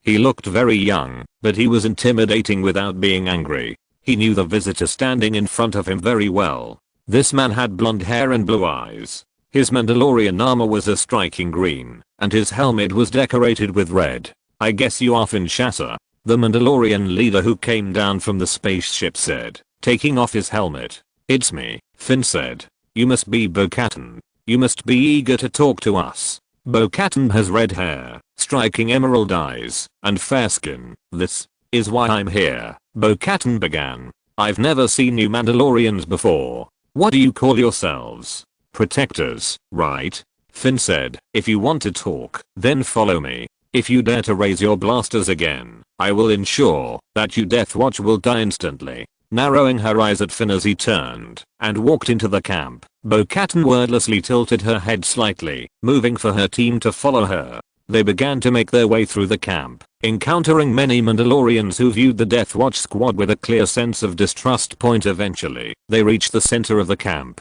in front of a large tent. Atop the tent hung a symbol every Mandalorian would recognize, the skull of a legendary mythical dragon. Come on. Finn motioned for them to go inside, and Bo and her team followed him. The tent was spacious, with several tables and small hammocks, while weapons and other equipment were hung from the fabric walls and ceiling. In the middle sat a Mandalorian, his back to the door. Spar. Finn said. They're coming. The Mandalorian turned to Bo-Katan, revealing a face she wasn't expecting. ARC Trooper? She said with a hint of disgust. How can a clone advanced recon commando be the leader of Mandalorian clan? Shouldn't you have dropped your weapons and surrendered like the other Republic clones? Her words caused the other Mandalorians in the tent to raise their weapons. Spar waved them down. He looked at each Death Watch for a long moment before calmly asking, do you know where we are? Bo-Katan blinked and shook his head in confusion. Spar said seriously, harmonious morning. Bo-Katan blinked and shook his head in confusion. Katan is unsure of the significance of the question, but decides to tease him and says, Concord Dawn. Instead, Spar nodded seriously. Right. Concord Dawn. Do you know why I set up a base here? To be honest, Bo-Katan wasn't one to like riddles. She preferred to get straight to the point and asked angrily, can you tell me what this means? This is the birthplace of Torvisla and Justa Merrill, Spar said, standing up from his seat. Bo-Katan's eyes widened in surprise. She didn't know. You've obviously not learned the history of your Death Watch in a long time, Spar muttered as he casually walked over to a nearby table and pulled out an old Mandalore holographic display. Justa Merrill, Spar said. Our former leader, the man who led the true Mandalorians. He was the true Mandalorian who reorganized and reformed Mandalore. Transformed the Mandalorians into warriors, both soldiers and mercenaries, with the true Mandalorian spirit. The barbaric, Pillaging and bandit ways of the past only resulted in the unnecessary death and slaughter of innocents when faced with the barrels of our blasters, and ultimately backfired on our own people.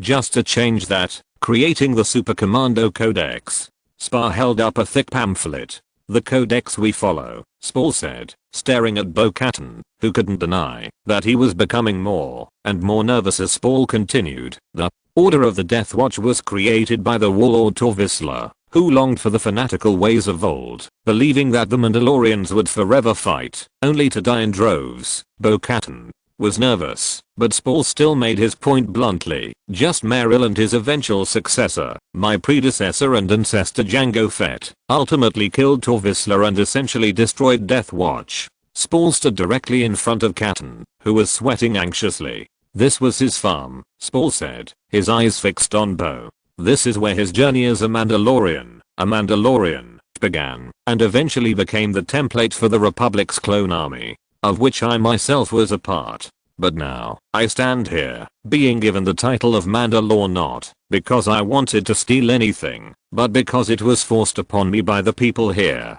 Bo-Katan was a little scared inside, but she tried her best not to back down. She wasn't T1 to be intimidated that easily, but Spall was proving to be quite authoritative. The worst part is, I remember what the Death Watch did. Spall said in a gloomy voice, my duty is to uphold and restore the past honor of the Mandalorians. Now I stand before me a member of the Death Watch, so, should we kill you now? Or take you prisoner? The tent was silent and tense. No one moved or said a word. The Death Watch members froze, their hands reaching for their blasters, but unable to move them, fearing for their own situation. Let's go. Spall waved him to let them go. Bo exhaled, not reacting. What? I said leave. Spur said, taking a step back. There's no use killing you here. Go, leave this planet. Tell your little leader that a true Mandalorian would never follow a disgusting warmonger like him. It didn't take long for the Death Watch team to regain their senses. Bo glared at Spur, who gave her a frank look. Left soon after. Finn said, I guess we have a few more enemies now. We are Mandalorians, Finn. Spall said flatly, in general, the entire galaxy is our enemy. For the sake of our people, we must protect ourselves. Even if it means fighting against our own. This is the Mandalorian way. Finn, Toby, start the ship and start preparations. Spar instructed his two closest friends, go find Ryan, and make sure our weapons are functioning properly. Now is the time for the Mandalorian to take action. Chapter 113 Guardians of the Galaxy. It was a barren world.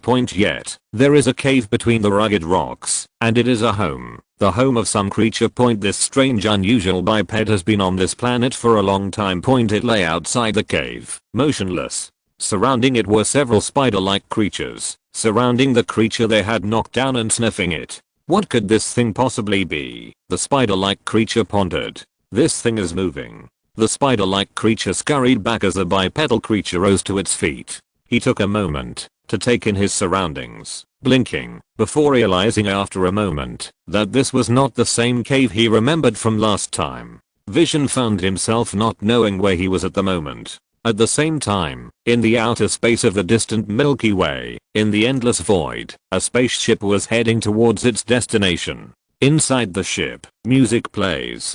Classic Earth music from the 20th century, from old pop to jazz beats, soul, and rock. Ugh, Quill, what happened? Change to some more upbeat music. This dreary shit is too loud. So, what do you want to hear? How the hell should I know? So just pick the more optimistic one. I've got one in mind. Over the speakers, funky string and percussion began playing, followed by a classic Philadelphia string arrangement. I find this most delightful. Me too, Drax. I'm Groot. Hey, Captain Peter. Quill, now better known as Star-Lord, looks behind him from the driver's seat. What's wrong, Kraglin? Kraglin stepped forward, a data slate in his hand. Found something, Kraglin said. Found an old ship. Really old by the looks of it. This will work for us, won't it? Rocket Raccoon asked rhetorically. Unlike any ship I've ever seen, it's probably floating in space with a broken drive, Kraglin said. Rocket was now very interested and quickly asked, where is this abandoned ship you mentioned? Not far, dozens of kilometers away. Well, let's see what this ship is all about, Quill said as he steered the Banata toward their new destination. As he approached the abandoned ship, Quill could hardly imagine how damaged the craft was, as if it had been floating in space for thousands of years. What kind of ghost ship did you find, Kraglin? It does look like a ghost ship, Rocket Raccoon muttered. I'm Groot. Don't do this, Groot, Gamora said. I'm Groot. The small salvage operation was quick, and the abandoned craft was small enough to fit inside the Banata's hold. Star-Lord looked at the badly damaged ship and asked, do you know what ship this is? Rocket Raccoon pouted, old-fashioned stuff. Gamora stood aside, squinting at the ship, while Mantis looked at it with wide eyes and curiosity. Drax surveyed the ship in his own way, tapping the metal hull with his knife. How old do you estimate this ship is? Kraglin asked Rocket. 4,000 years, Rocket Raccoon replied. I'm surprised it hasn't fallen apart after all these years, Gamora muttered. Indeed. Star-Lord walked around the engine and suddenly stumbled back to where he was as a ramp door came loose and fell to the ground.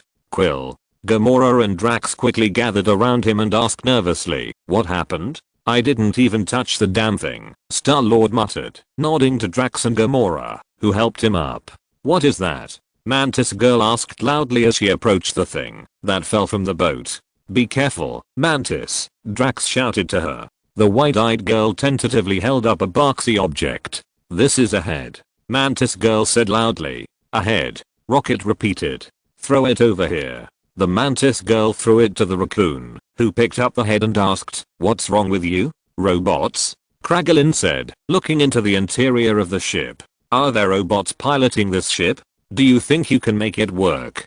Gamora asked the raccoon. Rocket Raccoon squinted at the numbers on the back of the robot's skull, then said confidently, I'll work some magic to make it work, just wait and see. This was a sad and difficult time for the Guardians of the Galaxy, especially for Star-Lord and Rocket Raccoon. Yondu's death still weighs heavy on both Star-Lord and Rocket Raccoon's minds, for very similar and different reasons.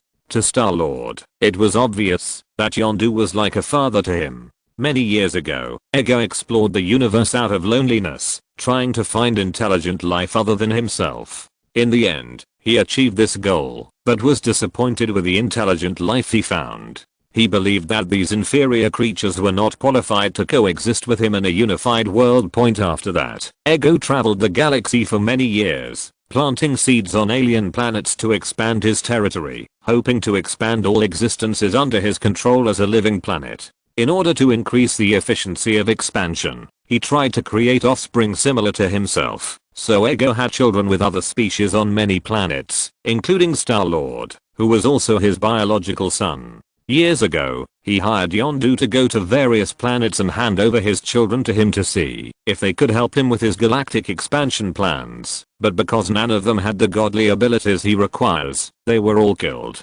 Star-Lord is the first and last child to inherit the celestial gene.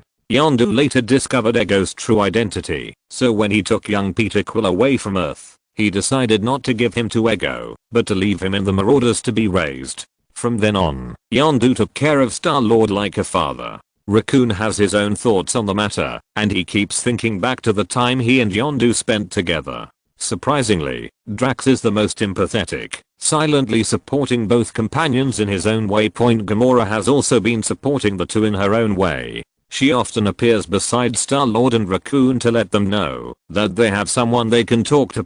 Groot being Groot shows he cares in his own gruff way. Surprisingly, the person Star-Lord and Raccoon find the most comfort in is Kraglin. Aside from Star-Lord, Kraglin knows Yondu best, and after Yondu's funeral, they spend many evenings together talking about Yondu. Another more pleasant surprise is that Nebula also occasionally sends messages to her sister Gamora. Although this will be a difficult and awkward road, Nebula is willing to mend the relationship between the two. Gamora has changed a lot since she first joined the team. Everything is going in a good direction. Chapter 114, Demigod Body, Star-Lord. However, this peace did not last, as something happened to Star-Lord. The Guardians were having breakfast together, and Gamora noticed that Quill seemed distracted. He kept rubbing his eyes and sometimes rubbing his chest, with an uncomfortable expression on his face. "Peter," Gamora whispered, "are you okay?" Gamora's question caused the other Guardians to look towards their frowning leader. "I don't know." Star-Lord narrowed his eyes and said, "This is very strange. I can't explain it. I know thinking isn't your strong point, but you know what happened?" The raccoon asked in his usual sarcastic manner. However, before he could say anything, Kraglin said in a rather panicked tone, "Captain, your eyes." The Guardians looked into Star-Lord's eyes and gasped in shock. "Peter," Gamora said worriedly, "your eyes. They've changed." Star-Lord sensed it too, and this had only happened once before. As his father traveled through the universe, he planted his seeds on every world he visited. Although most of them have been killed, some have survived and are now devouring the planets they depend on for survival. Star-Lord believes these remaining seeds must be eradicated and destroyed to ensure that his mad father's legacy does not remain. So over the past year, thanks to Kraglin, he knew where most of these seeds were planted, traveling from system to system, from planet to planet, though most of the time they ended up returning empty-handed, and whatever they found was quickly destroyed. However, later on, they slowly discovered that after each existing ego seed was destroyed, the next seed would become stronger and more difficult to kill. This proved to be annoying, but in Star-Lord's mind, it was somewhat disturbing, as he wondered if the seeds were acting to their Guardian's hunt and preparing for it, making this increasingly difficult. What is going on? Didn't we kill Ego? How did Quill become like this? The raccoon said loudly. Gamora yelled at the raccoon to shut up, crossing her arms in frustration and saying, "Whatever Ego is, it's powerful." "Quill," Drax began, "you are the descendant of Ego. You have the power of a demigod, and judging from your current condition, this means that perhaps you can still use the power of a god." The other Guardians disagreed with this rather far-fetched idea, but Star-Lord wanted to give it a try nonetheless. He closed his eyes and recalled the first time he felt the power of the gods. Star-Lord found nothing at first. He did not get discouraged and concentrated. After a moment, Star-Lord said excitedly, "Second think so." Star-Lord laughed ecstatically. He felt himself back on Ego's old planet, the familiar power of the gods flowing through his body, but it was much weaker than before. But that's what he needed to do. Star-Lord stood there for a long moment, absorbing the power and thinking about how he could use it. Recalling Yondu's words, he talked about how he controlled his whistle arrows with his heart instead of his head. So what should he do? Star-Lord stood there. The others were watching him, the energy still swelling in his hands. Star-Lord felt a little confused, not knowing how to start. But this was enough to prove that he could use his god power. Even though Ego's body and brain were destroyed, Star-Lord still had a demigod body, and therefore also had the power of a god. But because of his demigod body, his god power was much weaker. But this was exciting enough, which meant that Star-Lord could use the god power, although he knew very well that he needed a lot of practice. "Quill, do you want to do something? Don't just stand there like an idiot," the raccoon asked grumpily. "Wait a minute, raccoon, I've only used the power of God 4 times, said Star-Lord. "Well, what did you do last time?" Gamora asked. I turned into a giant version of Pac-Man, said Star-Lord.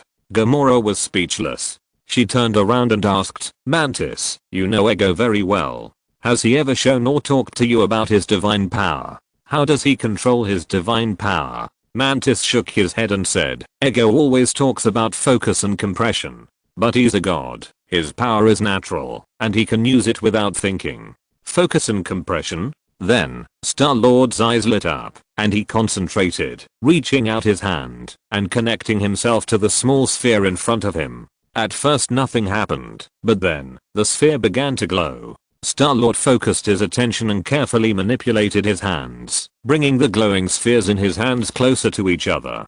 Slowly, he closed his hands, clenched his teeth, and felt a slight resistance. The energy emanating from his hands began to gather together, and soon, Star-Lord's divine power formed a sphere, until he clapped his hands. In an instant, his divine power and the ball of light disappeared. Star-Lord immediately fell to the ground, gasping for breath.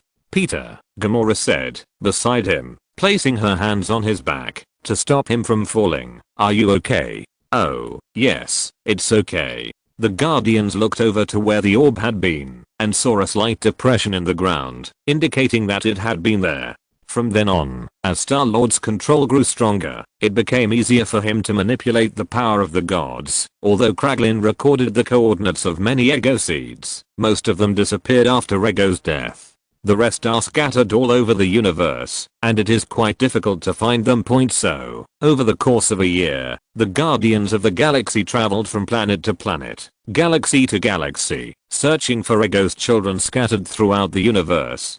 Chapter 115 HK-47 on the Ghost Ship. At this time, the Guardians of the Galaxy were dismantling the abandoned spaceship they found. Kraglin, is there anything in there? Raccoon called out from outside the spaceship, where they found the disassembled robot parts. Only a piece of the chest part was missing. No. Kraglin responded, removing the control panel in the cockpit of the ship, trying to see if there was anything useful inside, and muttered, this ship is only one step away from collapse. I really wonder what it went through. Star-Lord said, sitting in a chair in the cockpit.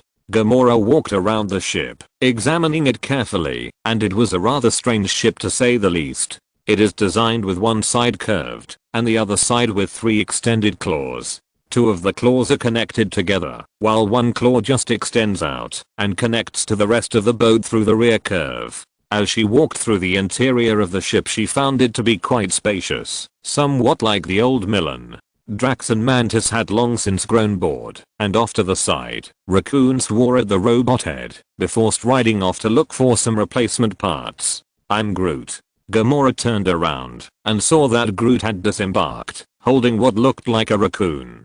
Gamora shouted to Rocket Raccoon, who had already left the Benatas hangar. Groot found the part in his chest. Well, the raccoon yelled, re-entering the hangar with his toolkit. That makes things a little easier. Gamora turned to look at Groot, who had already put the shard in his chest down with the rest of it. Where did you find it, Groot? Gamora asked. I am Groot, said the Tree of Wisdom with a shrug. The floor?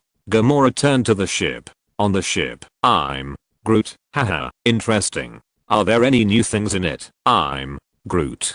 Groot discovered a compartment beneath the floors of the ship. Compartment? Raccoon repeated, staring at the ship and guessing. Well, maybe a transport ship or a smuggling ship. Gamora simply shrugged and looked back at Groot as he re-entered the ship to see what else he could find. Next to the cockpit, Star-Lord was assisting Kraglin in extracting flight data. Star-Lord asked, what language is this? I have no more idea than you do, Quill. Never seen anything like it. It doesn't seem to match any language I know. Star-Lord remembered that the ship was very old, and he guessed that it might have come from an extinct race. Then, let's take out everything we can extract and think of a solution later, said Star-Lord. The raccoon went through a few schematics he found in the robot's head, which appeared to be damaged.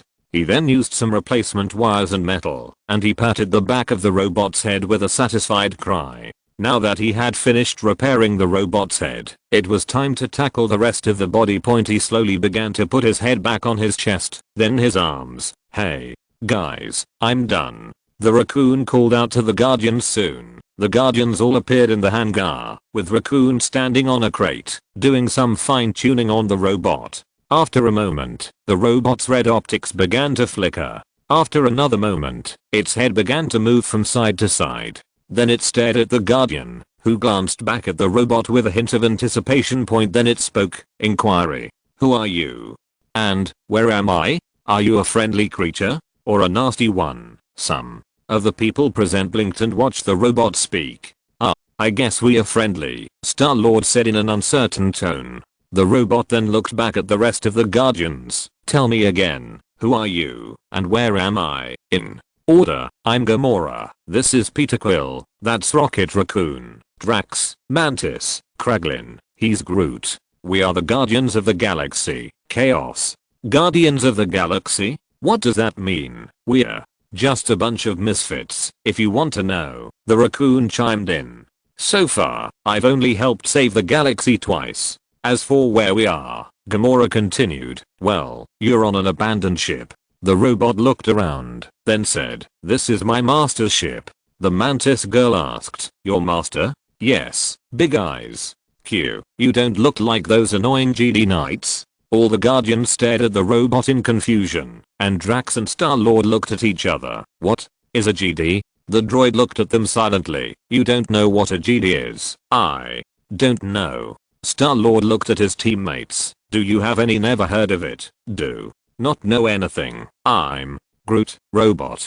I don't know what the intelligent tree just said. You'll understand it once you get used to it, the raccoon said to the reassembled robot. Further questioning. If you don't know the GD, you said my ship was abandoned. How long? Which was a little strange to say, since they really didn't expect to find any survivors on the ship. The raccoon said bluntly. Your ship has been floating like a garbage dump for about 4,000 years, Tinhead. The robot looked around to see if they were talking nonsense, but found no signs of deception. Sat. Then my master is long gone. Who is your master? Glorious. Master Ravane. The robot sounded a little glum. To make matters worse, my second master, Cyric, is undoubtedly dead as well. Some of the guards felt a little sympathy for the repaired robot. What do you want to do now? I don't know, the robot said hesitantly. Mantis could only feel a slight connection to the robot in front of her, but only a little.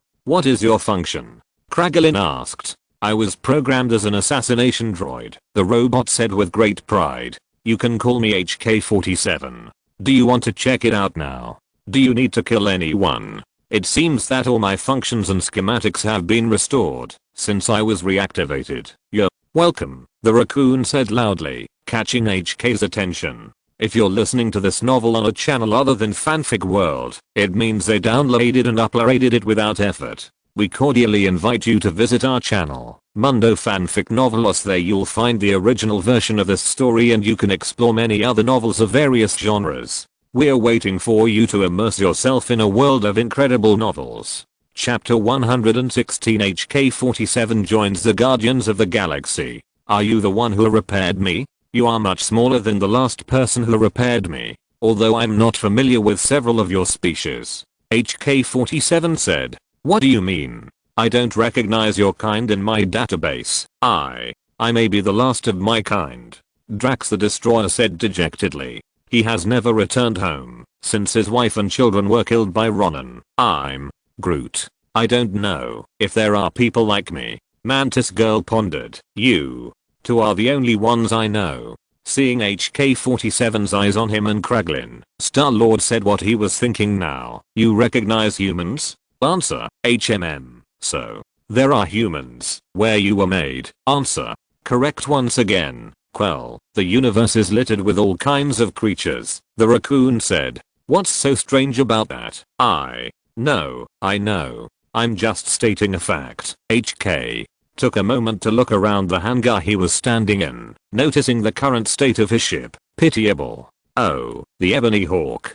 How sad to see it in such a pitiful state. My master would be very angry to see it in such tatters. The Guardians of the Galaxy found the droid's behavior unusual, as it was quite emotional, but they simply shrugged it off. 4,000 years. HK-47 muttered to himself. This is truly unprecedented. I've never been offline for so long. What's the last thing you remember before you were shut down? HK dealt with this issue. There was a war. Another war between the Jedi and the Sith, and I was used as a template to create more droids like me. You must be one hell of an assassin robot, the raccoon said with an interested glint in his eyes. Proud. I'm definitely one of the best, raccoon. Gamora said expressionlessly, looking at the little guardian who just grinned. HK-47 was silent for a moment, looking at his old ship, then at the Banata. Request. I'm willing to join you then. It's it. Explanation. Yes. I have no other mission, HK-47 replied. I can do anything for you without hesitation, and kill for your honor, then welcome aboard, said the raccoon cheerfully. Several others groaned, realizing that the raccoons were planning on milking the assassin droids for free slave labor at their leisure. Declaration. Assassin's protocol activated. Hello, master, HK said to the raccoon, whose smile was now insane. Whoa, stop, Star-Lord quickly interjected. I wouldn't normally say this, but I'm the captain and the captain. It's true. he is, Gamora quickly added, realizing what Star-Lord was hinting at. Quill is our leader. It's Drax the Destroyer also said. He is. Mantis Girl interrupted. We call him Star-Lord for a reason, Kraglin said. Like the rest of the Guardians, he knew that if Raccoon got his own assassin droid, chaos would follow. Disclaimer. Forgive my rashness, I have to see what I can find on the Ebony Hawk. HK turned and walked into his old ship. Star-Lord said to himself, I don't know if I should be excited or scared. Could it be both? Asked Mantis Girl. Why did you go and ruin my fun, Quill? The Raccoon shouted angrily. Come on, Raccoon, Quill said wearily. You know damn well why. I thought we were friends, the Raccoon said angrily. Yes, as friends, sometimes it is our responsibility to say no to you doing things that are obviously not good for your life, Gamora said. Rocket just mumbled, crossing his arms in a childish way and looking away from the others. Star-Lord suddenly patted Drax on the shoulder and said, Drax, I'm really glad you told us everything you did in your previous rampage. It was terrible, but nothing we can't handle. Drax straightened his chest. Thank you very much, Quill. Robot that went and came back, fascinated. Drax, do you have time to entertain me with this rampage as Peter Quill calls it? Oh, of course, Drax promised. I'll tell you how I got the name Destroyer on that ship, though. It was difficult to see given his faceplate. HK-47 could feel his processors glowing with excitement and anticipation. Maybe these creatures wouldn't be so bad. They'd promised to use his skills, and two of them seemed quite bloodthirsty. Star-Lord looked at HK-47 and said, don't make me tear you apart again. Narrator, Master, I really hate to be turned into waste. It would be a waste of my genius skills. Star-Lord sighed and said, show us your violent side when we need it. Excited, oh, I can't wait to show it. Gamora just sighed and looked at Star-Lord. Are you sure, Peter? Star-Lord just shrugged. Well, if he really is an assassin robot, it's kind of scary, but that's pretty cool. Gamora just shook her head helplessly. She kissed Star-Lord on the cheek and put her arm around him. HK then spoke again. Request. Can you please bring the Ebony Hawk with you? Star-Lord looked back at the assassin droid, and everyone else was curious. Why? Answer. Sentimental reasons. There are parts of this ship that could be very useful if it could be restored to working order. Not to mention the hidden cache left on this ship. Oh, hidden hiding places mean mysterious technology. The Raccoon rubbed his hands excitedly and asked impatiently, then please tell me, where is the hidden hiding place on this ship? Come on. Do you know how this ship works? Kraglin asked, interrupting the Raccoon's request. Confirmation. I do know. That's great, because Quill and I have been trying to figure out the star map. Yes, there is a language in it that we do not recognize. HK tilted his head in confusion. Q. Don't you know the basic galactic standard language? Basic galactic standard? Star-Lord repeated. Is that the name of your galactic language? Answer. 1 in a million. HK said. But what do you mean by your galaxy? Everyone was silent for a moment. Where on Earth did you find me? How do we explain this? Rocket Raccoon pondered. Point to say that HK learns that he no longer resides in his galaxy is pretty extraordinary. There are so many questions to ask because it's outside of his parameters and capabilities. Chapter 117 Understanding the Milky Way. It took the Guardians some time to properly attach the Ebony Hawk to their ship in order to travel safely. They originally wanted to loot it and sell anything they didn't need to replenish their supplies. But after some discussion, they rejected this initial idea. They realized the possible benefits of having the Ebony Hawk as their second ship alongside the Binata. This ship would be their main base, while the former would help to increase speed point in the present. Star-Lord, Rocket Raccoon, Kraglin, and Gamora assist HK-47 in further examining the Ebony Hawk. Most of the food and water they found had long since corroded or spoiled. There were a few guns, or blasters as HK called them, though they were also deteriorating and rusted, but they knew the Raccoons could repair them, or at least be able to copy them. In terms of clothing, they saw some of the costumes had strange designs, but they stored them for later use. Over time, the rest of the boat will need restoration and repair. For now, though, Raccoon is investigating HK-47's deeper capabilities in hopes of finding out more useful information about their new destination, HK's home galaxy. During the investigation, the Raccoon discovered something interesting and found a compartment opening from the robot's chest. What exactly is going on? HK glanced down. I think I know where Sirik-sama placed the last of her possessions. What is this? Asked the Raccoon. What are you talking about, Raccoon? Look what's in HK's chest. After taking a look inside the assassin droid's chest, Gamora saw a faintly glowing blue cube inside the droid. For a moment, Gamora thought she was looking at the Tesseract, but then realized it was the wrong size, with metal parts everywhere instead of being completely crystalline. Point upon closer inspection, Gamora had a knowledge of what it was. I've seen this before. Have you seen on my father's ship? She answered. I don't know what it is exactly, but I've seen something like this on him. She grabbed the object in her hands and turned it over, examining it more closely, but the one he had was in a pyramid shape and was red, but the concept design looked almost the same. HK-47. Observation. You must be talking about the Sith Holodragon. Sith. Holosaur. What? HK-47. Explanation. A container that stores a vast amount of knowledge. Only selected people with certain abilities can access it. HK looked at the item in her hand. This in your hand is a Jedi Holodragon. This belonged to my previous master, Metra Surik. Your father was a Sith. A Sith. Gamora repeated the word, noticing something else vaguely familiar. What? A Sith? The Raccoon asked. Enemy of the Jedi. Both groups have the same abilities, but have different opposing philosophies regarding the religion they follow. Religion. Correction. I wouldn't actually say religion. Just that they both follow this thing deeply, because everything they do depends on it. That sounds silly. The Raccoon pouted. Yes, HK said. I never paid much attention to it, because it was boring, complicated and confusing. This thing that the Sith and Jedi rely on. Gamora asked HK to turn towards her. What's it called? The Force. Right. Unexpected statement. Lady Gamora, I didn't know you knew so much about my galaxy. Where are you from? Gamora sighed and leaned against the wall before explaining. Not really. My father knows a lot about the entire universe. He mentioned it to me and my other siblings a few times about a galaxy where people used some unique power that was invisible. Fascinated. Your father must be a smart man. Gamora sneered. More like a madman. Madness and wisdom are two sides of the same coin. Master Raven once said. I like you so much, HK, the Raccoon said excitedly, but I have to stand with Gamora this time.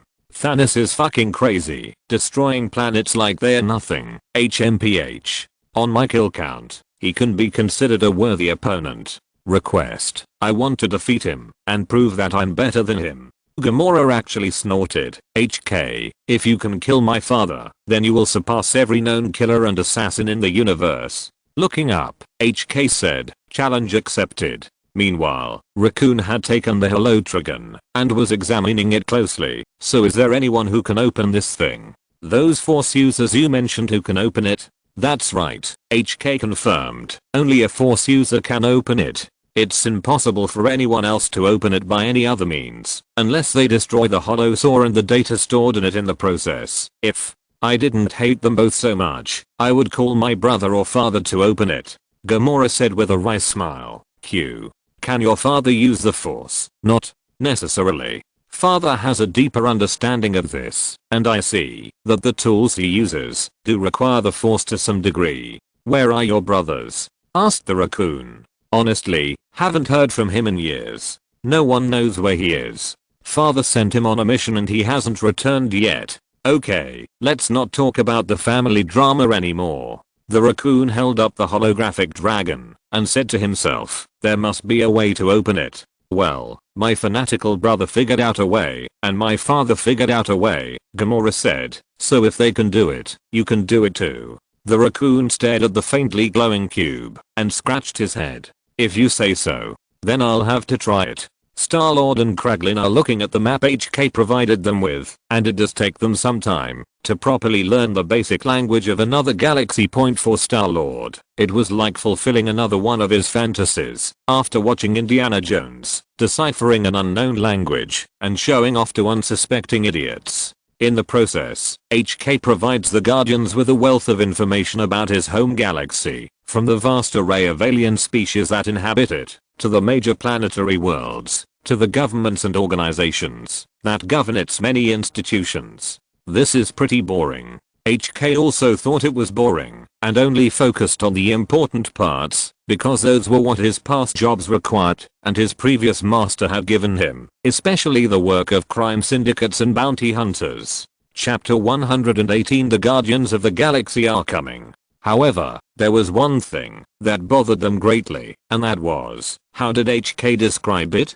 Hyperspace travel? Whatever it was, it prevented leaving or entering the system by conventional means, such as cosmic jump points that connected universes to each other. The map they were given was over 4,000 years old. Although this is a short period of time in terms of world time, 4,000 years is still a long time, and many events may have changed in HK-47's home star system. Regardless, the Guardians are more than just curious right now. When they think about it, there's really no reason not to explore this new galaxy. After all, they have more to do than just search for the rest of Ego's seeds. That all changed when Kraglin remembered something. Kraglin recalls that when Ego retrieved his offspring and delivered them to him, he provided him and Yondu with several coordinates. One of them is HK's home galaxy, the Milky Way. Kraglin, why did you never mention this? I'm sorry, Quill, but Yondu and I haven't thought about it since we got together with you, Kraglin admitted.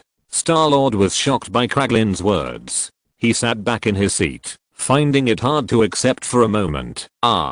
You saying I might have other brothers and sisters? Star-Lord asked in a low voice. Possibly, Quill. But we don't know if they're alive or dead. Star-Lord tried his best to control it, but he couldn't help shedding a few tears.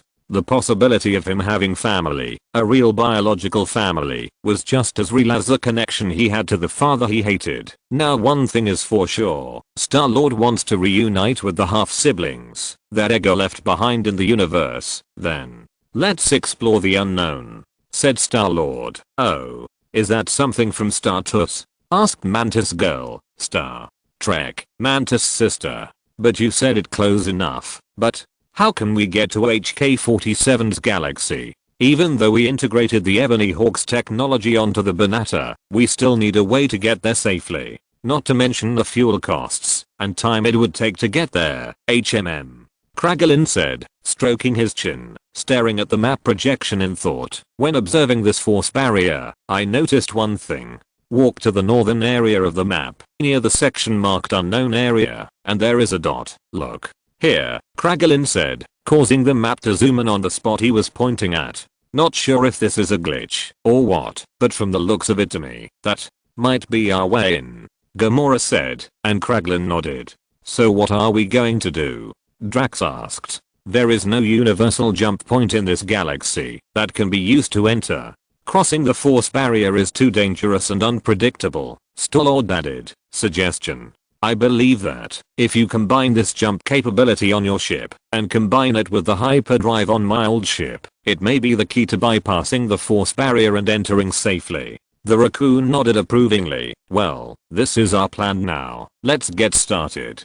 So, with one goal in mind, the Guardians of the Galaxy and their newest droid team began the hard work of essentially creating a new FTL device that had to combine aspects of the hyperdrive and the jump technology they already had. The process had taken much longer than they had planned, but in the end, they had succeeded and were now on their way to HK-47's home system. Oh my goodness. I'm going home, HK said cheerfully. Can't wait to see the lights of Coruscant again. What is Coruscant? Answer. The capital of the galaxy. So, there are a lot of politicians there. Depressed. Sadly, yes. I have been on many missions to eliminate targets on Coruscant, but I realized that no matter how many I managed to kill, it would never be eliminated. Sounds like hell, Star-Lord quipped. Indeed, Master Quill. It seems I have much work to do. Okay, guys, better hold on to the handrails, the raccoon said, his expression grim and focused point ahead. The Guardians of the Galaxy saw their destination, which looked like any ordinary cosmic body, as they had traversed many of them before, and after they formed the team point there are actually satellites galaxies around larger main galaxies, although there's nothing new about them. Any last words before we jump? I'm Groot. Several members of the guard gave Groot a flat glare. I wonder if we are going to throw up all our lunch like last time. I hope not. I felt sick when we got to egg from that jump. Kraglin grimaced and paled slightly. Star-Lord said, be ready. Raccoon, HK, make sure the trajectory is correct. Understood. Gamora, Drax, make sure the jump drive is at full power. We don't want to take any chances. As the crew prepared to fulfill their assigned roles, Raccoon began maneuvering the ship to accelerate towards the Milky Way. Abnormal, 30 degrees northeast, Kraglin said. Understood. The Banata automatically adjusted itself and flew straight along the planned path. Quill. Drax suddenly spoke in a slightly nervous voice. Star-Lord didn't need to look at Drax because he saw what caught his attention just like everyone else. What? Is that so? The raccoon asked nervously. Point after a while, they jumped. The moment they passed through the blue hexagonal portal, I feel like my brain is going to pop out. I'm Groot. A ship had passed through some kind of hexagonal portal and was floating there aimlessly. Roll call. Who's not dead? I will never do such a thing again. I need to lie down. Mantis. Girl quickly unbuckled her seatbelt and ran to the bathroom, confused. I don't understand what's wrong with you. Maybe it's all that fluid running through your body that's causing you to be like this. Captain. Kraglin groaned. Since we didn't die, we did it, right? Star-Lord groaned and staggered to his feet from his seat. He looked up and saw, there's a planet ahead. Oh, okay, what do we do now? Why don't we take a break? There's not much to say. All the Guardians of the Galaxy quickly collapsed, either staying in their chairs or falling to the ground. HK-47 performed an internal scan and found that some functions were damaged, so it needed to be shut down for maintenance. The Banata is still floating in space, and a group of strange and crazy people live in a distant new. In this vast galaxy, there are still their old friends. Chapter 119. Quicksilver is in love. Senator E.O. Church was relieved that the Senate meeting was finally over. Honestly, it felt pointless and Church didn't know how her mentor and friend Padme had endured it all. She felt a pat on her back and looked up to see the new Twi'lek representative, Cham Syndulla, giving her an encouraging and understanding look. He has been very independent since he succeeded Freetower as senator and has publicly criticized the way the Republic has been conducting itself during the war. Really, Cham is a breath of fresh air in a smoky parliament because he constantly challenges the norms and because he is the one who dares to challenge the bureaucratic rhetoric. He finds himself more willing to take action than other senators rather than sitting around doing nothing. It's no surprise, then, that he became good friends and allies with Senator Padme, Organa, Mothma, and herself, as well as their own little circle. Chucky gave him a grin and continued down the hallway to her private office in the Senate building. As she got closer, she saw a familiar wisp of silver hair in front of the door. Blinking, Chucky felt the corners of her mouth lift as she approached the bored-looking Avenger leaning against the closed door of his office. Clearing his throat, Chucky caught the Avenger's attention. Mr. Maximoff, Chucky said cheerfully, it's so nice to see you again. What can I do for you today? In the past few weeks, Quicksilver has often appeared in Chucky's daily life, intentionally or unintentionally. Now, Chucky was no stranger to this kind of behavior. While attending school on her home planet, there were several boys her age who would do something similar to Quicksilver to get attention in front of her, and to be honest, most of them would not measure up. It wasn't that she was cruel, because at the time she wanted to focus more on her studies. She was partly grateful to her home planet for allowing her to become a senator for her people, because since then, the sweeters had disappeared. It's easy for Chucky to get so absorbed in her work that she can't even take time out for a proper dinner, for example. She feels as though she never has time to think about relationships. Chachi has many responsibilities for her people and the Republic. She feels practically married to her work. But now, after everything she had witnessed during her brief tenure as a senator during the war, she honestly longed to find new ways to escape what she saw as a meaningless job. Petro Maximov came into her sight.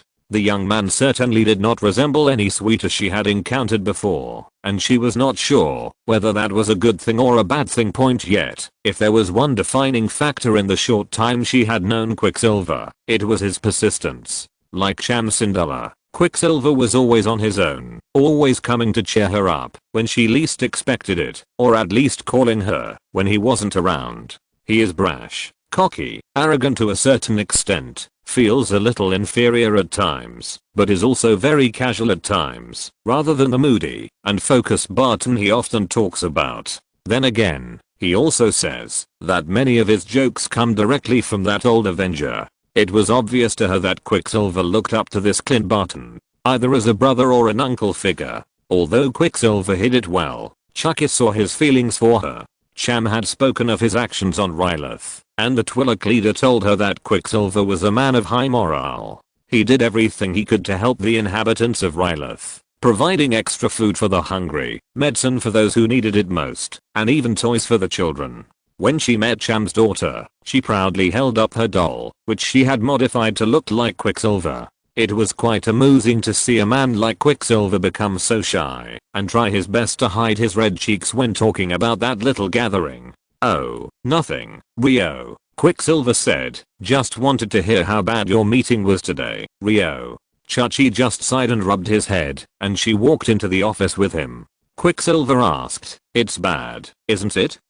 Yes. Well, that's war. A lot of people profit from war. Even though a lot of people want the war to end as soon as possible, they are also considering their own interests. Chucky looked at the Avenger for a moment. "Your homeworld, Sokovia, right? It was ravaged by war, too. Too many times to count," Quicksilver said grimly, walking past her and staring out the window. "All my sister and I have ever known is war and conflict. My hometown, it's been bombed so many times that I've forgotten it."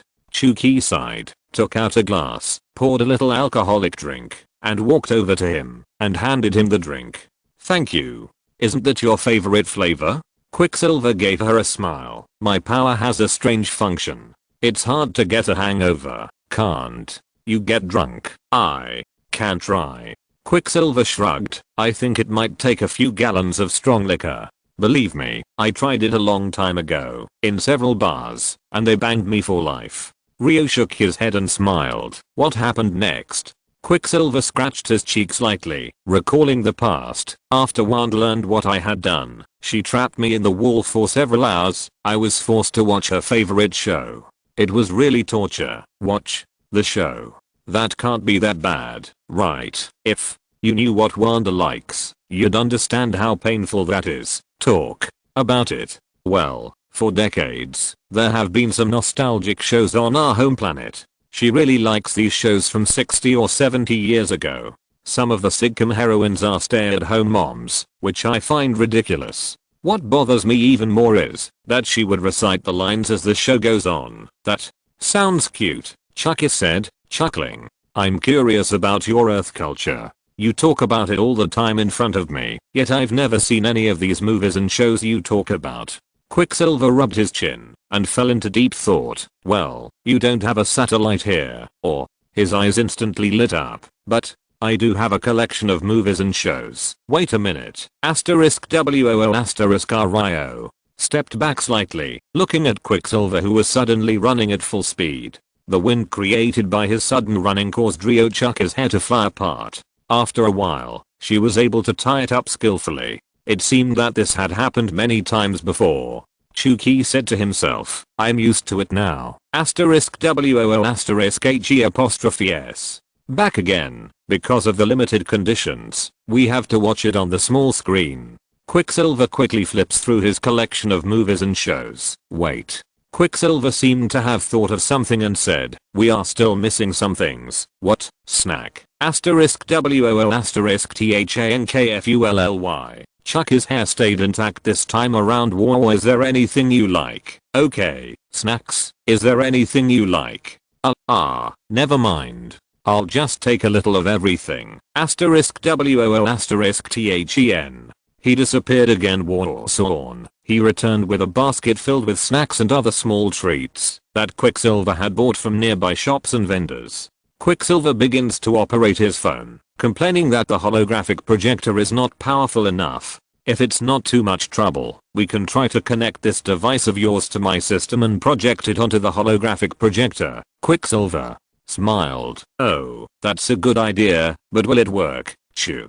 Key thought about it and said, I'm not sure, but we can try. He connected the phone to the control panel of the holographic projector, and to their surprise, it worked. Sitting on the sofa in the office, Chuki felt her body relaxing, and she breathed a sigh of relief. Luckily for her, she had nothing else to do for the rest of the day, as if the universe either wanted her to finally have some time to enjoy herself, or took pity on the lonely woman she was. What's the movie called?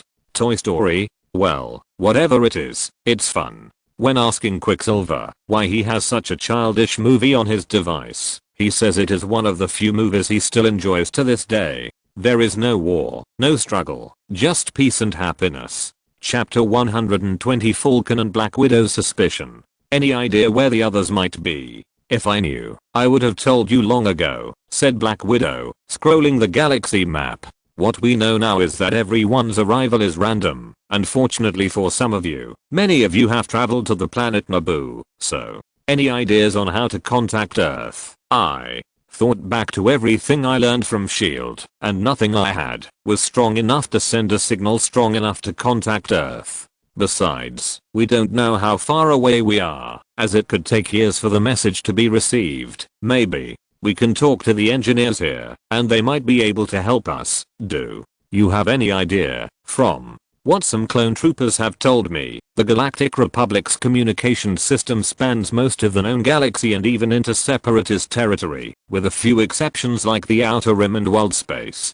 Perhaps we could broadcast from those areas, get the message out all at once. What? And then pray that someone we know will receive it. It's called casting a wide net to catch fish in a targeted way. Falcon shrugged. We are in another galaxy. As far as we know, it is very far away from our own galaxy. If this worked, we would have noticed these flying things here long ago. Black Widow muttered to herself. So, we're basically at a stalemate right now. Falcon grunted in frustration. Black Widow just sighed in mild frustration, more or less. So Steve told me you guys have been busy. Falcon sighed. It's a complicated journey. And these clones. Black Widow didn't know what to think of them, so she hesitated and asked, how are they? That's all I can tell you. Good soldier, Falcon said. Most people are almost fearless and will rush into battle without hesitation. Where did they come from? Has this republic always had such an army? Falcon shook his head. Natasha, from what some of our GD friends have told us, they were born and raised on this world called Kamino. Black Widow frowned at Falcon's troubled expression. What happened? Falcon sighed. When Steve, Scott, and I first arrived here, Rhodes joined us shortly afterward, and at that time we all tried to learn as much as we could about this system. Falcon elaborated. Anything that might help us get home and better understand our situation. Then, Rhodes found some contradictory things in some of the information. For the past 1,000 years, this republic has been without a decent army following the so-called rules and reforms. The Republic Army of Light was essentially disbanded, replaced with the Ministry of Justice leading the charge. Everything else is just small armies from their respective worlds and star systems. Or 1,000 years without an army? Black Widow said in confusion. That feels incredible. Falcon narrowed his eyes. Yes, but before the war began, the Supreme Chancellor called for the rebuilding of the Grand Army of the Republic. Less than a few days later, an army of mechanized troops appeared on another planet called Geonosis. Black Widow frowned. Did they know in advance, or they just appeared out of nowhere, and only a few people knew about it in advance? Falcon went on to explain. Kenobi went to Kamino to investigate, and found that the clone army was being trained, and no one knew about them before. Later, Yoda went to bring them back, to reinforce the Jedi Knights who were trapped in dire straits on Geonosis, and so the Clone Wars began. Now, Natasha feels a little uneasy. As the Black Widow, she has spent most of her life serving the interests of the KGB, SHIELD, and the world at large. Her job is basically to know almost everything that can help better protect the world. The appearance of the clone army is too strange. Such a large army suddenly appeared when they were most needed? This is beyond suspicion. Has no one ever investigated this? Falcon shook his head. Obviously not. They are all busy with this war. Black Widow's mind was working at high speed, and she muttered to herself, "This is amazing. In less than a few days, we have already fallen into another conspiracy. These Sith guys in hiding, as well as these clones and their origins, feel like Hydra." Falcon said, "The real question now is, what is after this war for them?" Black Widow turned her head. "What do you mean?" "Frankly speaking, clones were born for war. They have no other mission. What will they do once the war is over?" "I understand what you mean, but to be honest, I don't know, and I can't imagine." The two were silent for a while. Black Widow changed the subject. "We still need to find Wanda and Vision." "Yeah, and there are 2 more guys now," Falcon said. "What did that spider boy call them?" "He said one of them was a blind lawyer named Murdoch, and the other one, to be honest, I couldn't believe it, was the Prince of Wakanda." Chala, things are getting more interesting. A member of the royal family has joined the Avengers. Tony must really want that kid to join. Maybe, maybe not. Black Widow shrugged. Playboy wouldn't do something like this for no reason. "Yeah, but our mission load has doubled now." Falcon leaned on the table, which still displayed a holographic map of the Milky Way. "As far as we know, they could be in any corner of the Milky Way." Chapter 121 Research Progress of Ant-Man. During this time, Ant-Man, the Wasp, and War Machine were studying how to find a material in the galaxy that could repair their team's equipment. Fortunately, they have made some progress in this regard. "I have to admit their periodic table is weird," said the Wasp, looking at a list of elements that are not found normally on Earth at her workbench. "Comrades, I have managed to find several things related to the element of Earth. There are several metals that I have found that may be useful for integration into your own devices." "Have what?" "In previous encounters with Grievous and Asajj Ventress and others, their lightsabers would prove extremely deadly if they came into direct contact with your own suits." "Really?" War Machine said in mock surprise. "Luckily, Steve's shield was able to block them, and he took no damage at all. But not everyone has vibranium," said the Wasp, "so unless we want to melt his shield and use it for our armor, we need to find something else that does a similar job." "So, what did you find, Tap?" the Wasp asked. Several images appeared on the screen, and Tap said, "The first one is called Cortotion. From what I've been able to gather, it's fibrous and conductive. This metal can temporarily disable a lightsaber upon contact, and if properly integrated into armor, it can also help protect against blaster fire." Ant-Man said excitedly, "That's so cool." "Yes. What's next?" "Next is a metal called Beskar, also known as Mandalorian iron. It can withstand direct blaster fire and is resilient to lightsaber strikes." "Where can we find these metals?" the Wasp asked hurriedly.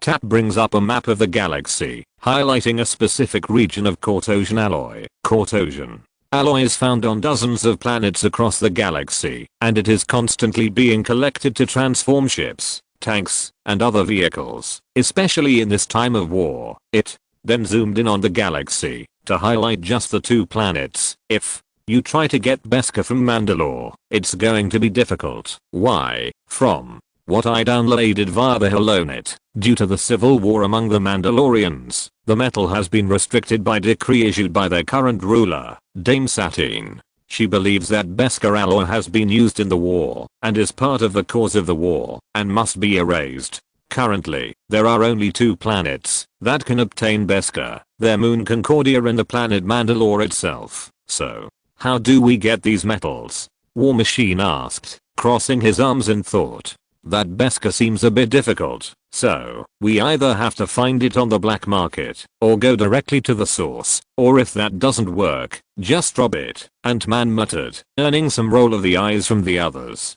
I believe it is feasible to buy colossal alloy. Tap said. Ant-Man suspected that he had heard wrongly and asked, what? What do you want to buy it with? In recent days, through billiards and Queen's music, we have accumulated a large sum of money with which to buy the colossal alloy. What? About the simulation results? Tap asked the Wasp. The results show that the colossal alloy is highly compatible with your armor. The three nodded, and Ant-Man said, the simulation can only go so far. What remains is to figure out the correct proportions, so that our weapons can function properly. Spider-Man was lying in a webbed hammock between two pillars of the GD Temple Library, absent-mindedly reading a book on how to fly and repair starfighters. He carried a small notebook with him at all times, so he could write down this new knowledge and keep himself busy. With all these new forms of technology coming out, he was always busy learning everything he could about the galaxy. He was so lost in thought that he didn't hear footsteps stop beside him.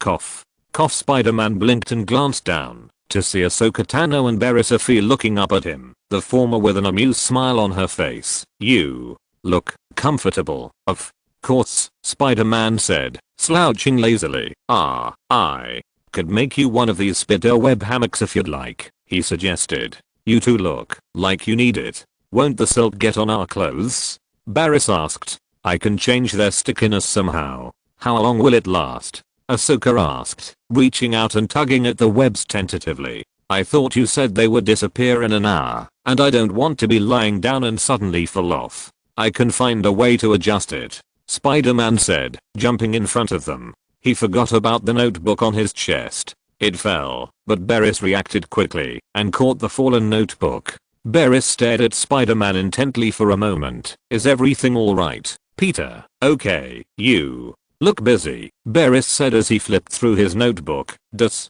it matter? Barriss closed his eyes and focused. You seem troubled. No, worried. Peter, something is weighing on you. Guilt. Barriss looked directly at Spider-Man, who was quite uneasy about Barriss' attitude. He felt like he was being stripped naked by the girl across from him. Ahsoka looked between Barriss and Spider-Man, who was stunned. What she's trying to say is, Ahsoka said, is that so? Well, she can sense that something is bothering you. You've been here for a few days now, and since we see you so often, she's already noticed. Yes, that's right, Barriss confirmed. Peter, what's the problem? Does this have anything to do with us? Or the temple? Spider-Man waved her off frantically. No, neither, he said. I really appreciate it. What is that? Ahsoka asked curiously. Spider-Man hesitated for a moment. I just missed home. More importantly, I was worried about my Aunt May. Your aunt? Yeah. Spider-Man said with longing. I'm everything to her. But now, I don't even know how I got here, and I can't contact her. She must be very worried now. Both GD looked at each other, unsure how to respond. Chapter 122 Angry Captain America. Just as the two GD girls were at a loss as to how to comfort Spider-Man, another Earthborn native placed a friendly hand on Spider-Man's shoulder. Peter. Captain America looked down at his fellow New Yorker. Peter was momentarily stunned to be so close to one of his idols again, but he was slowly getting used to it now. Hey, Captain, Spider-Man said cheerfully. What are you doing here? Do you need anything from me? No. Captain America shook his head. I was just looking for you. I just wanted to see how you were doing.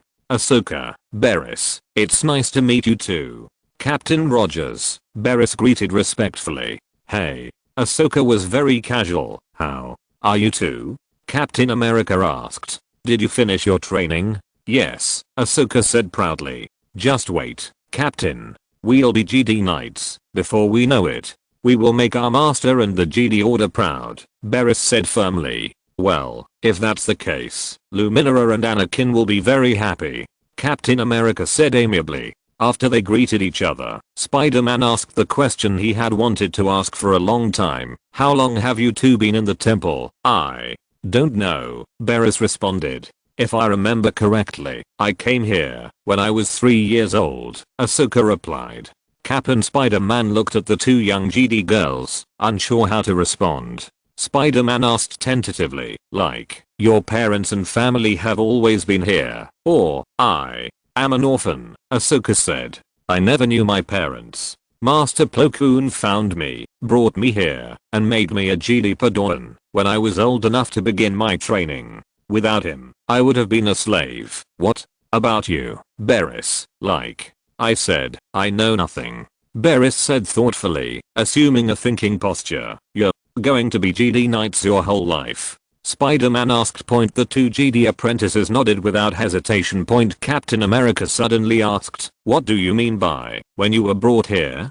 Did your parents bring you here? Barriss shook his head. No, the Jedi found me and discovered my strong connection to the Force. Soon after, I was brought to the temple to begin my life. But do your parents agree? No, I never knew who my parents were. I've always been here, in the temple, Captain. America and Spider-Man looked at each other. Cap had been here for nearly a few weeks now, a few months now, and out of respect he had never really asked about the Jedi Order and how they acted, other than their duties and such. However, learning that Ahsoka and Barriss have basically been Jedi since they were toddlers was a little unsettling for the World War II veteran.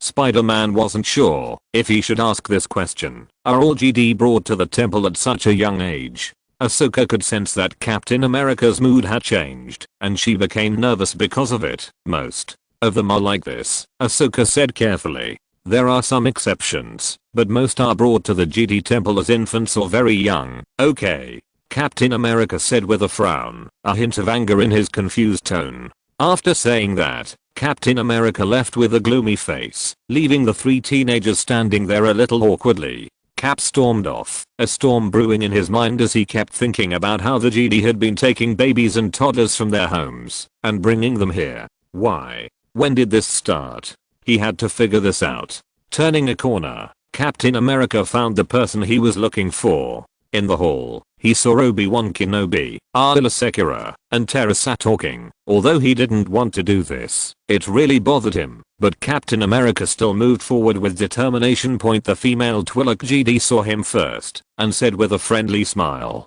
Captain Rogers. Cap gave her a forced smile, and nodded to Terra and Kenobi. Is everything alright, Steve? Obi-Wan asked. You seem troubled.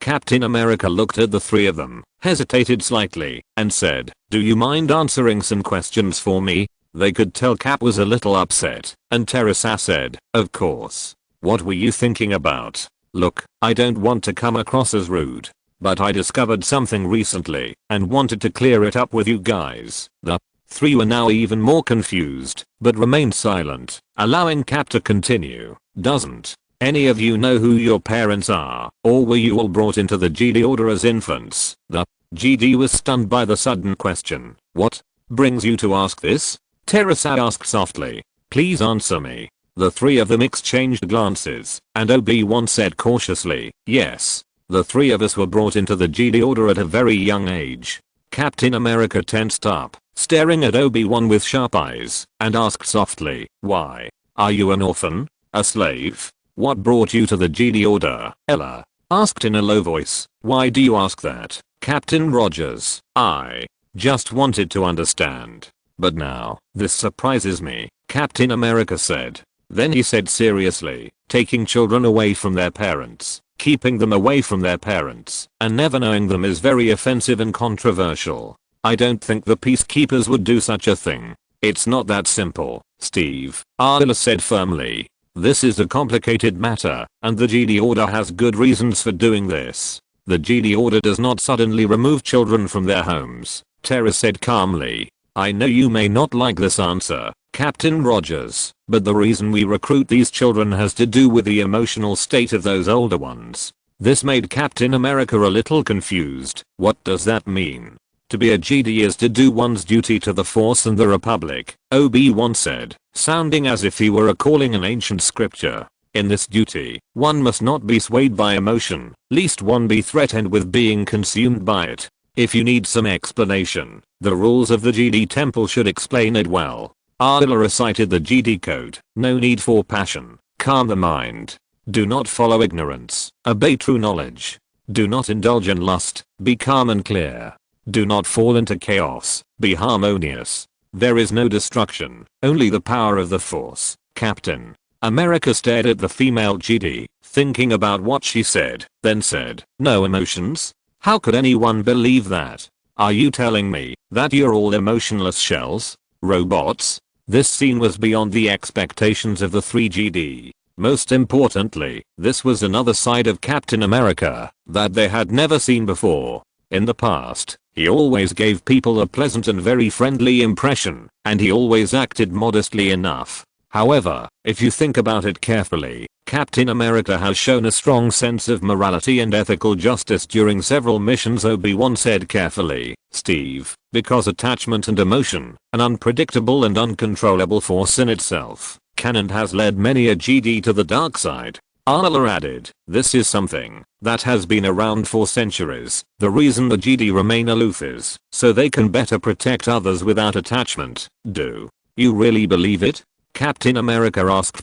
Terra remained silent for most of the moment. She sighed and said, "Master Kenobi, Arla, please allow me to speak to Captain Rogers alone." "Ah, you sure, Master Sam?" Ella asked with concern. She could feel the conflicting emotions emanating from Captain America at the moment, and hoped to do something about it. "Trust me, Ella," Teresa said with a small smile. "I believe I can best help Steve understand the order. After all, I'm centuries older than all of you." Although Ayla wanted to protest, Master says life that it eased some of her worries. Teresa finally left with Captain America. As soon as they were out, Terra let out a tired breath and gave Captain America an understanding look. "I'll be honest with you, Captain Rogers, I have many different opinions on the GD code and its rules myself," Terra said. Cap blinked, completely caught off guard by the open way in which someone who always seemed so calm and radiated serenity would speak. "Come with me, Steve. I believe that if you want to better understand the GD order, I should tell you more about myself," Teratha said. "If you're listening to this novel on a channel other than Fanfic World, it means they downloaded and uploaded it without effort. We cordially invite you to visit our channel, Mundo Fanfic Novelos. There you'll find the original version of this story and you can explore many other novels of various genres. We're waiting for you to immerse yourself in a world of incredible novels." Chapter 123 The Last Slow Beast. Anakin Skywalker's latest mission is unique. The reason is simple. In the Battle of Malasta, Anakin and Mace Windu led the clone army to fight against the Separatist army. On the battlefield in front of the palace, a very large sinkhole was formed due to the bomb, and while they were inspecting the site to retrieve survivors, they ended up discovering and awakening something long thought to be extinct, the slow monster, a giant snake-like creature with a long whip-like tail. 97 meters tall. Its scales are so hard and thick that neither blasters nor lightsabers can penetrate it. This giant creature became extinct 21 years before the Battle of Yavin. However, at this moment, one survived and began to attack indiscriminately after being unearthed. They reported this to Coruscant. Dr. Sinfabol proposed to study this creature because their weapons could not penetrate the scales of the slow monster. This would be beneficial to the research, and Supreme Chancellor Palpatine also believed that if the skin of the slow monster could be successfully used to make armor and warship armor for use in war, it would greatly reduce the damage to the Republic in the war. After some planning, the Republic decided to stun the slow monster. When the slow monster was finally defeated, both Mace and Anakin learned that the slow would need to be brought back to Coruscant for research. This put Windu and Anakin in a difficult position, because it took a lot of effort to stun the slow monster, and now they were asked to bring this huge creature to Coruscant. But at this time, he had just returned and successfully brought the slow monster back to Coruscant. Accompanied by R2, he walked through the Senate building. He saw his master Kenobi and some others in front. Anakin walked forward, looked at his wife Padme and the crowd, smiled slightly, and said, "Senator, I thought it was just Obi-Wan looking for me.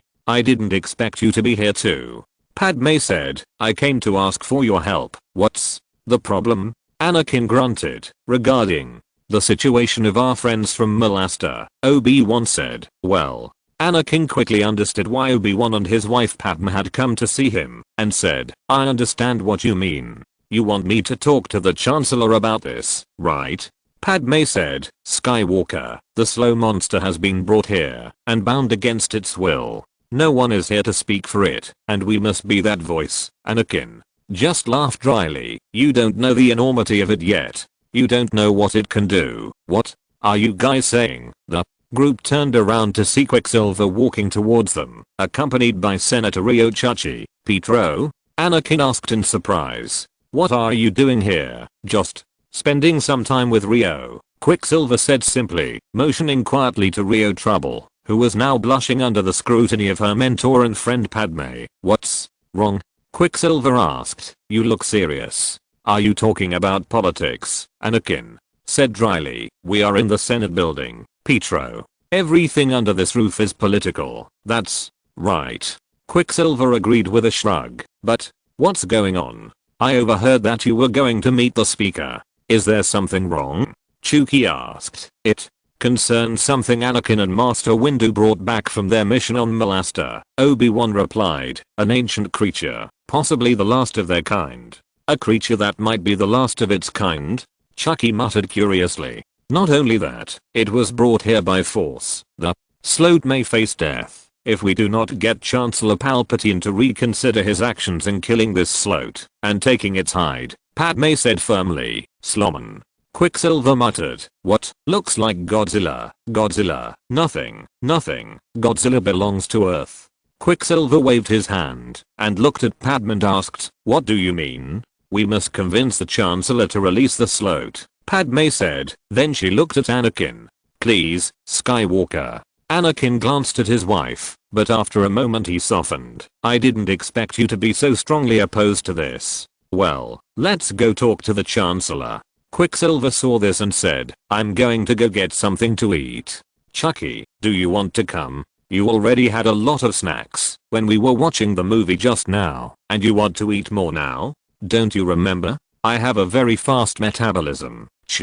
He shook his head slightly and said helplessly, okay, Petro. The two left side by side. Well, those two look interesting, Anakin pointed out. I think it looks sweet. Padme added, I don't see Chucky much anymore. I'm glad she's at least enjoying life now instead of being a working machine. Before the three of them were ready to leave to meet Palpatine, Padme was walking ahead, and Anakin stopped Obi-Wan. Obi-Wan, are you okay? What? Anakin said with concern. You seem troubled. Is something wrong? Obi-Wan didn't answer at first, then frowned slightly. I had a less than pleasant conversation with Captain Rogers a while ago. What happened? Obi-Wan said. It's hard to explain this right now. Go with Senator Amidala and sort out this slow beast thing. We'll talk later. Anakin now wanted to know what had happened, but when he saw Padme waiting for him, he let the question go. After a while, Padme and Anakin arrived at Palpatine's office. The Supreme Chancellor was as amiable as always. As he often said, the two people he liked to see most on Coruscant were Padme and Anakin. Padme got right to the point and said that the slow beast should be released rather than executed. Under no circumstances should the Republic be the one to cause the extinction of a species. Although Chancellor Palpatine agreed with the Naboo senator, he still insisted, telling her that a raging war would only claim more lives. His duty was to the people of the galaxy, so he needed to find a way to end the war as soon as possible. The opportunity to make a difference in the war by crafting an indestructible armor out of the slow hide was too good to pass up. Anakin tried to remain neutral in this regard.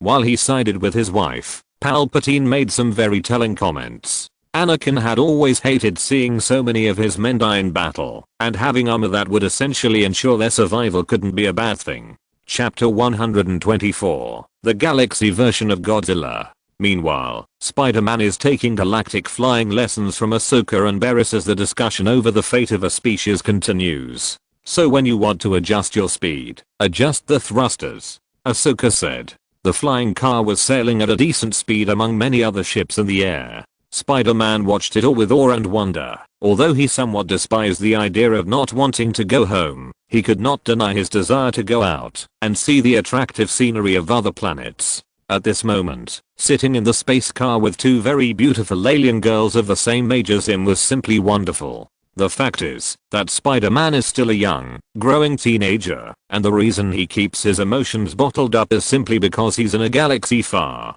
far away, and focusing on getting home is his top priority right now. As the three teens continued to fly through the skies of Coruscant, Barriss thought about all that Spider-Man had shown. When he saved her friend from being killed by Cad Bane, she spoke up. "Peter, please forgive my intrusion, because I'm very curious. How did you get those powers?" Spider-Man was a little surprised by the question, but also curious. "Why do you want to know?" "Curiosity," Barriss admitted. "If I remember correctly, we have a little exchange program agreement between us. We teach you, and you teach us." The three of them laughed at the same time, and then Spider-Man said, "Well, unlike you, who were born to be chosen by the Force, my skills are more like an accident." "Accident?" Ahsoka repeated, confused. "What's going on?" "On a school field trip, I was distracted, and a genetically modified spider bit my hand, so that's what happened," Spider-Man said wistfully.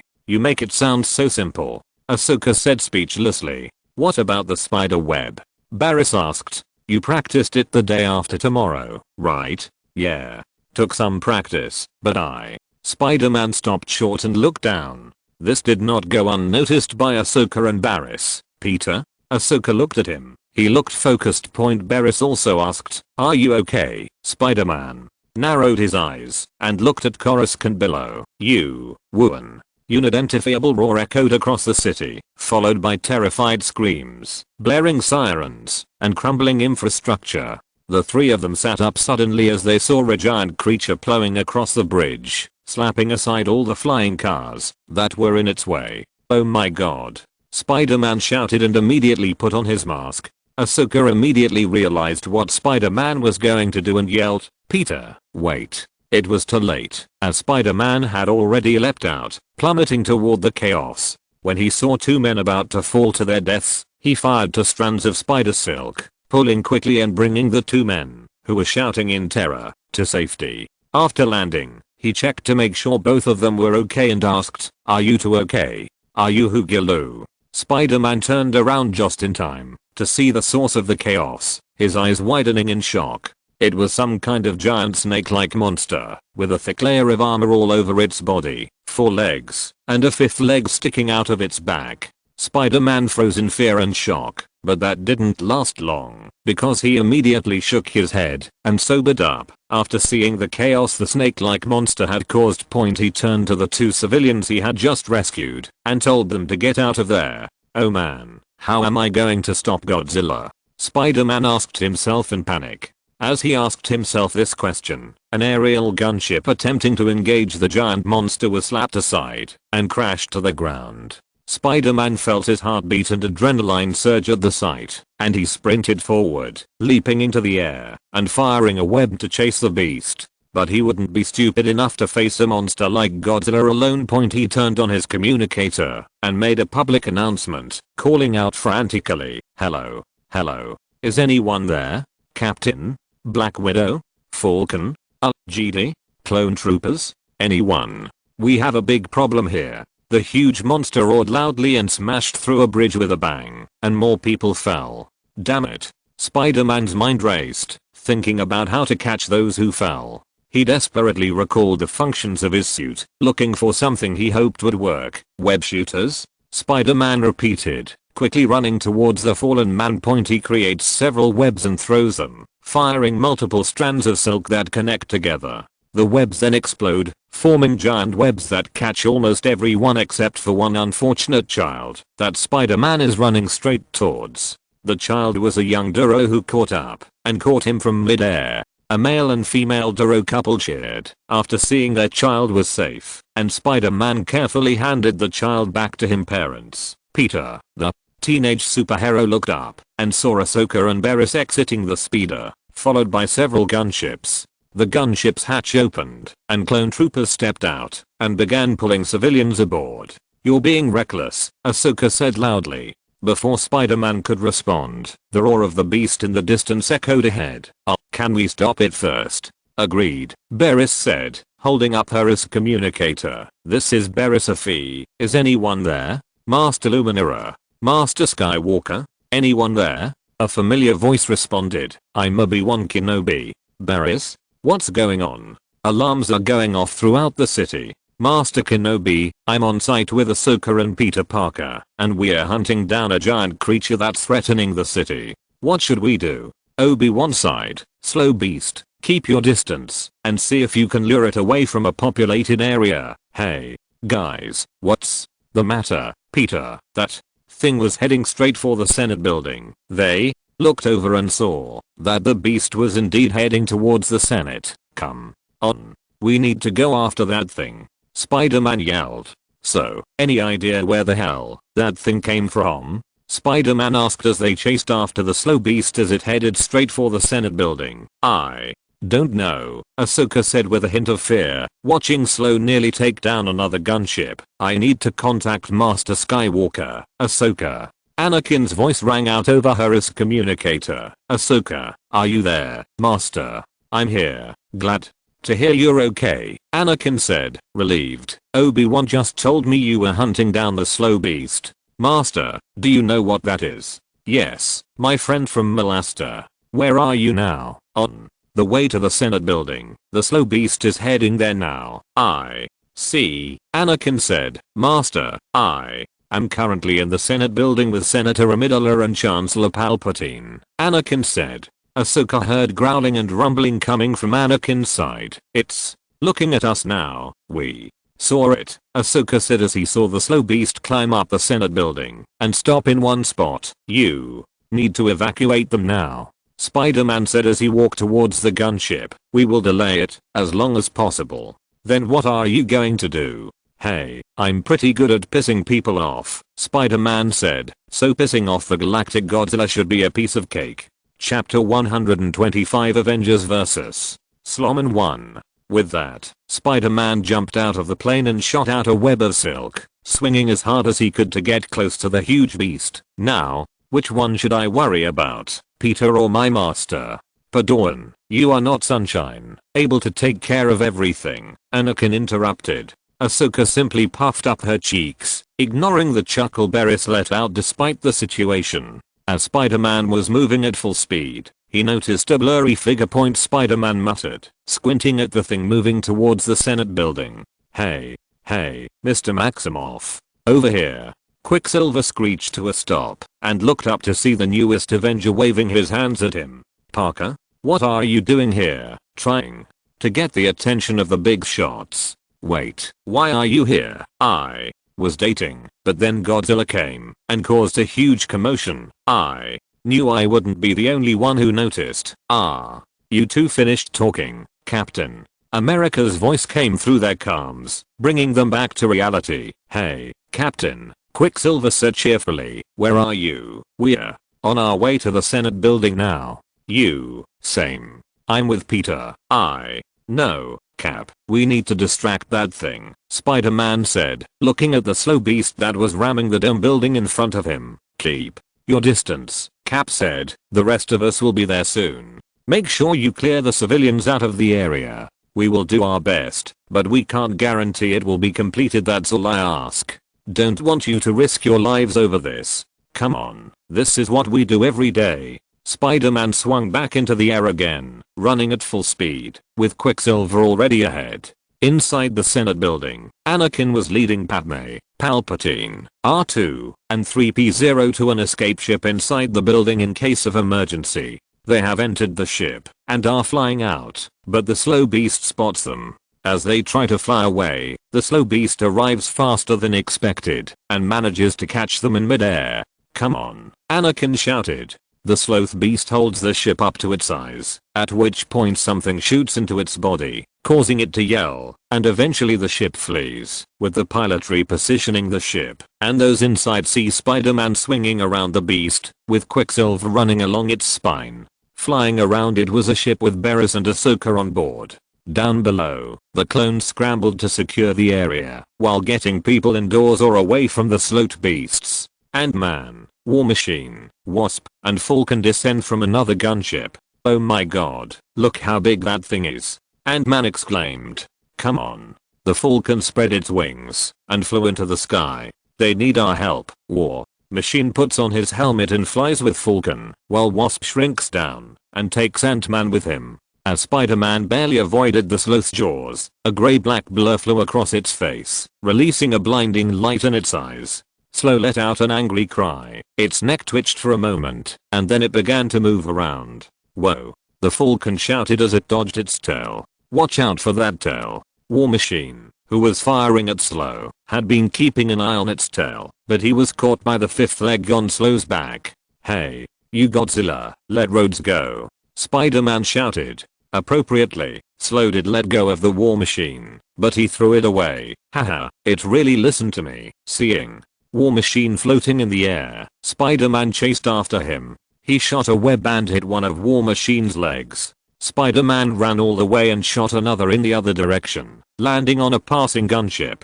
Spider-Man used all his strength to save War Machine from colliding with the Senate building. Thank you, Kit, War Machine responded, using his thrusters to steady himself again. Breaking the web from the gunship, Spider-Man is towered away by War Machine, and they are back in action. Got a report that the gas bombs are on the way, War Machine said. The problem is, they are taking too long to deliver. We must find another way to distract it, said the Falcon, flying around the beast from above. I have a way to delay time. Ant-Man said, and the wasp lifted him up high. Well, whatever it is, do it. Captain America said, standing in the distance with Windu, Kenobi, Arla, Yoda and Rex, watching the whole thing happen. Closing his eyes, Ant-Man adjusted the device on his wrist and took a quick breath. Are you ready, Scott? The wasp asked, tensing herself. Once they reached optimal height point, he simply nodded silently, letting her release her hand, and then he landed right on top of the slow beast. I'm the boss, I'm the boss, I'm the boss, he muttered to himself. After stopping, he pressed buttons to change his size accordingly. Everything seems to slow down for Ant-Man, because everything feels different. Point to onlookers, they were seeing something very unusual. Point and their reaction. Damn it. Spider-Man yelled, my goodness. Okay, Ant-Man is big now. He's huge now. Ant-Man's massive body smashed into the roaring slow beast, and they both fell to the ground. Slow was then hit in the head with a huge fist by his new opponent. Ow.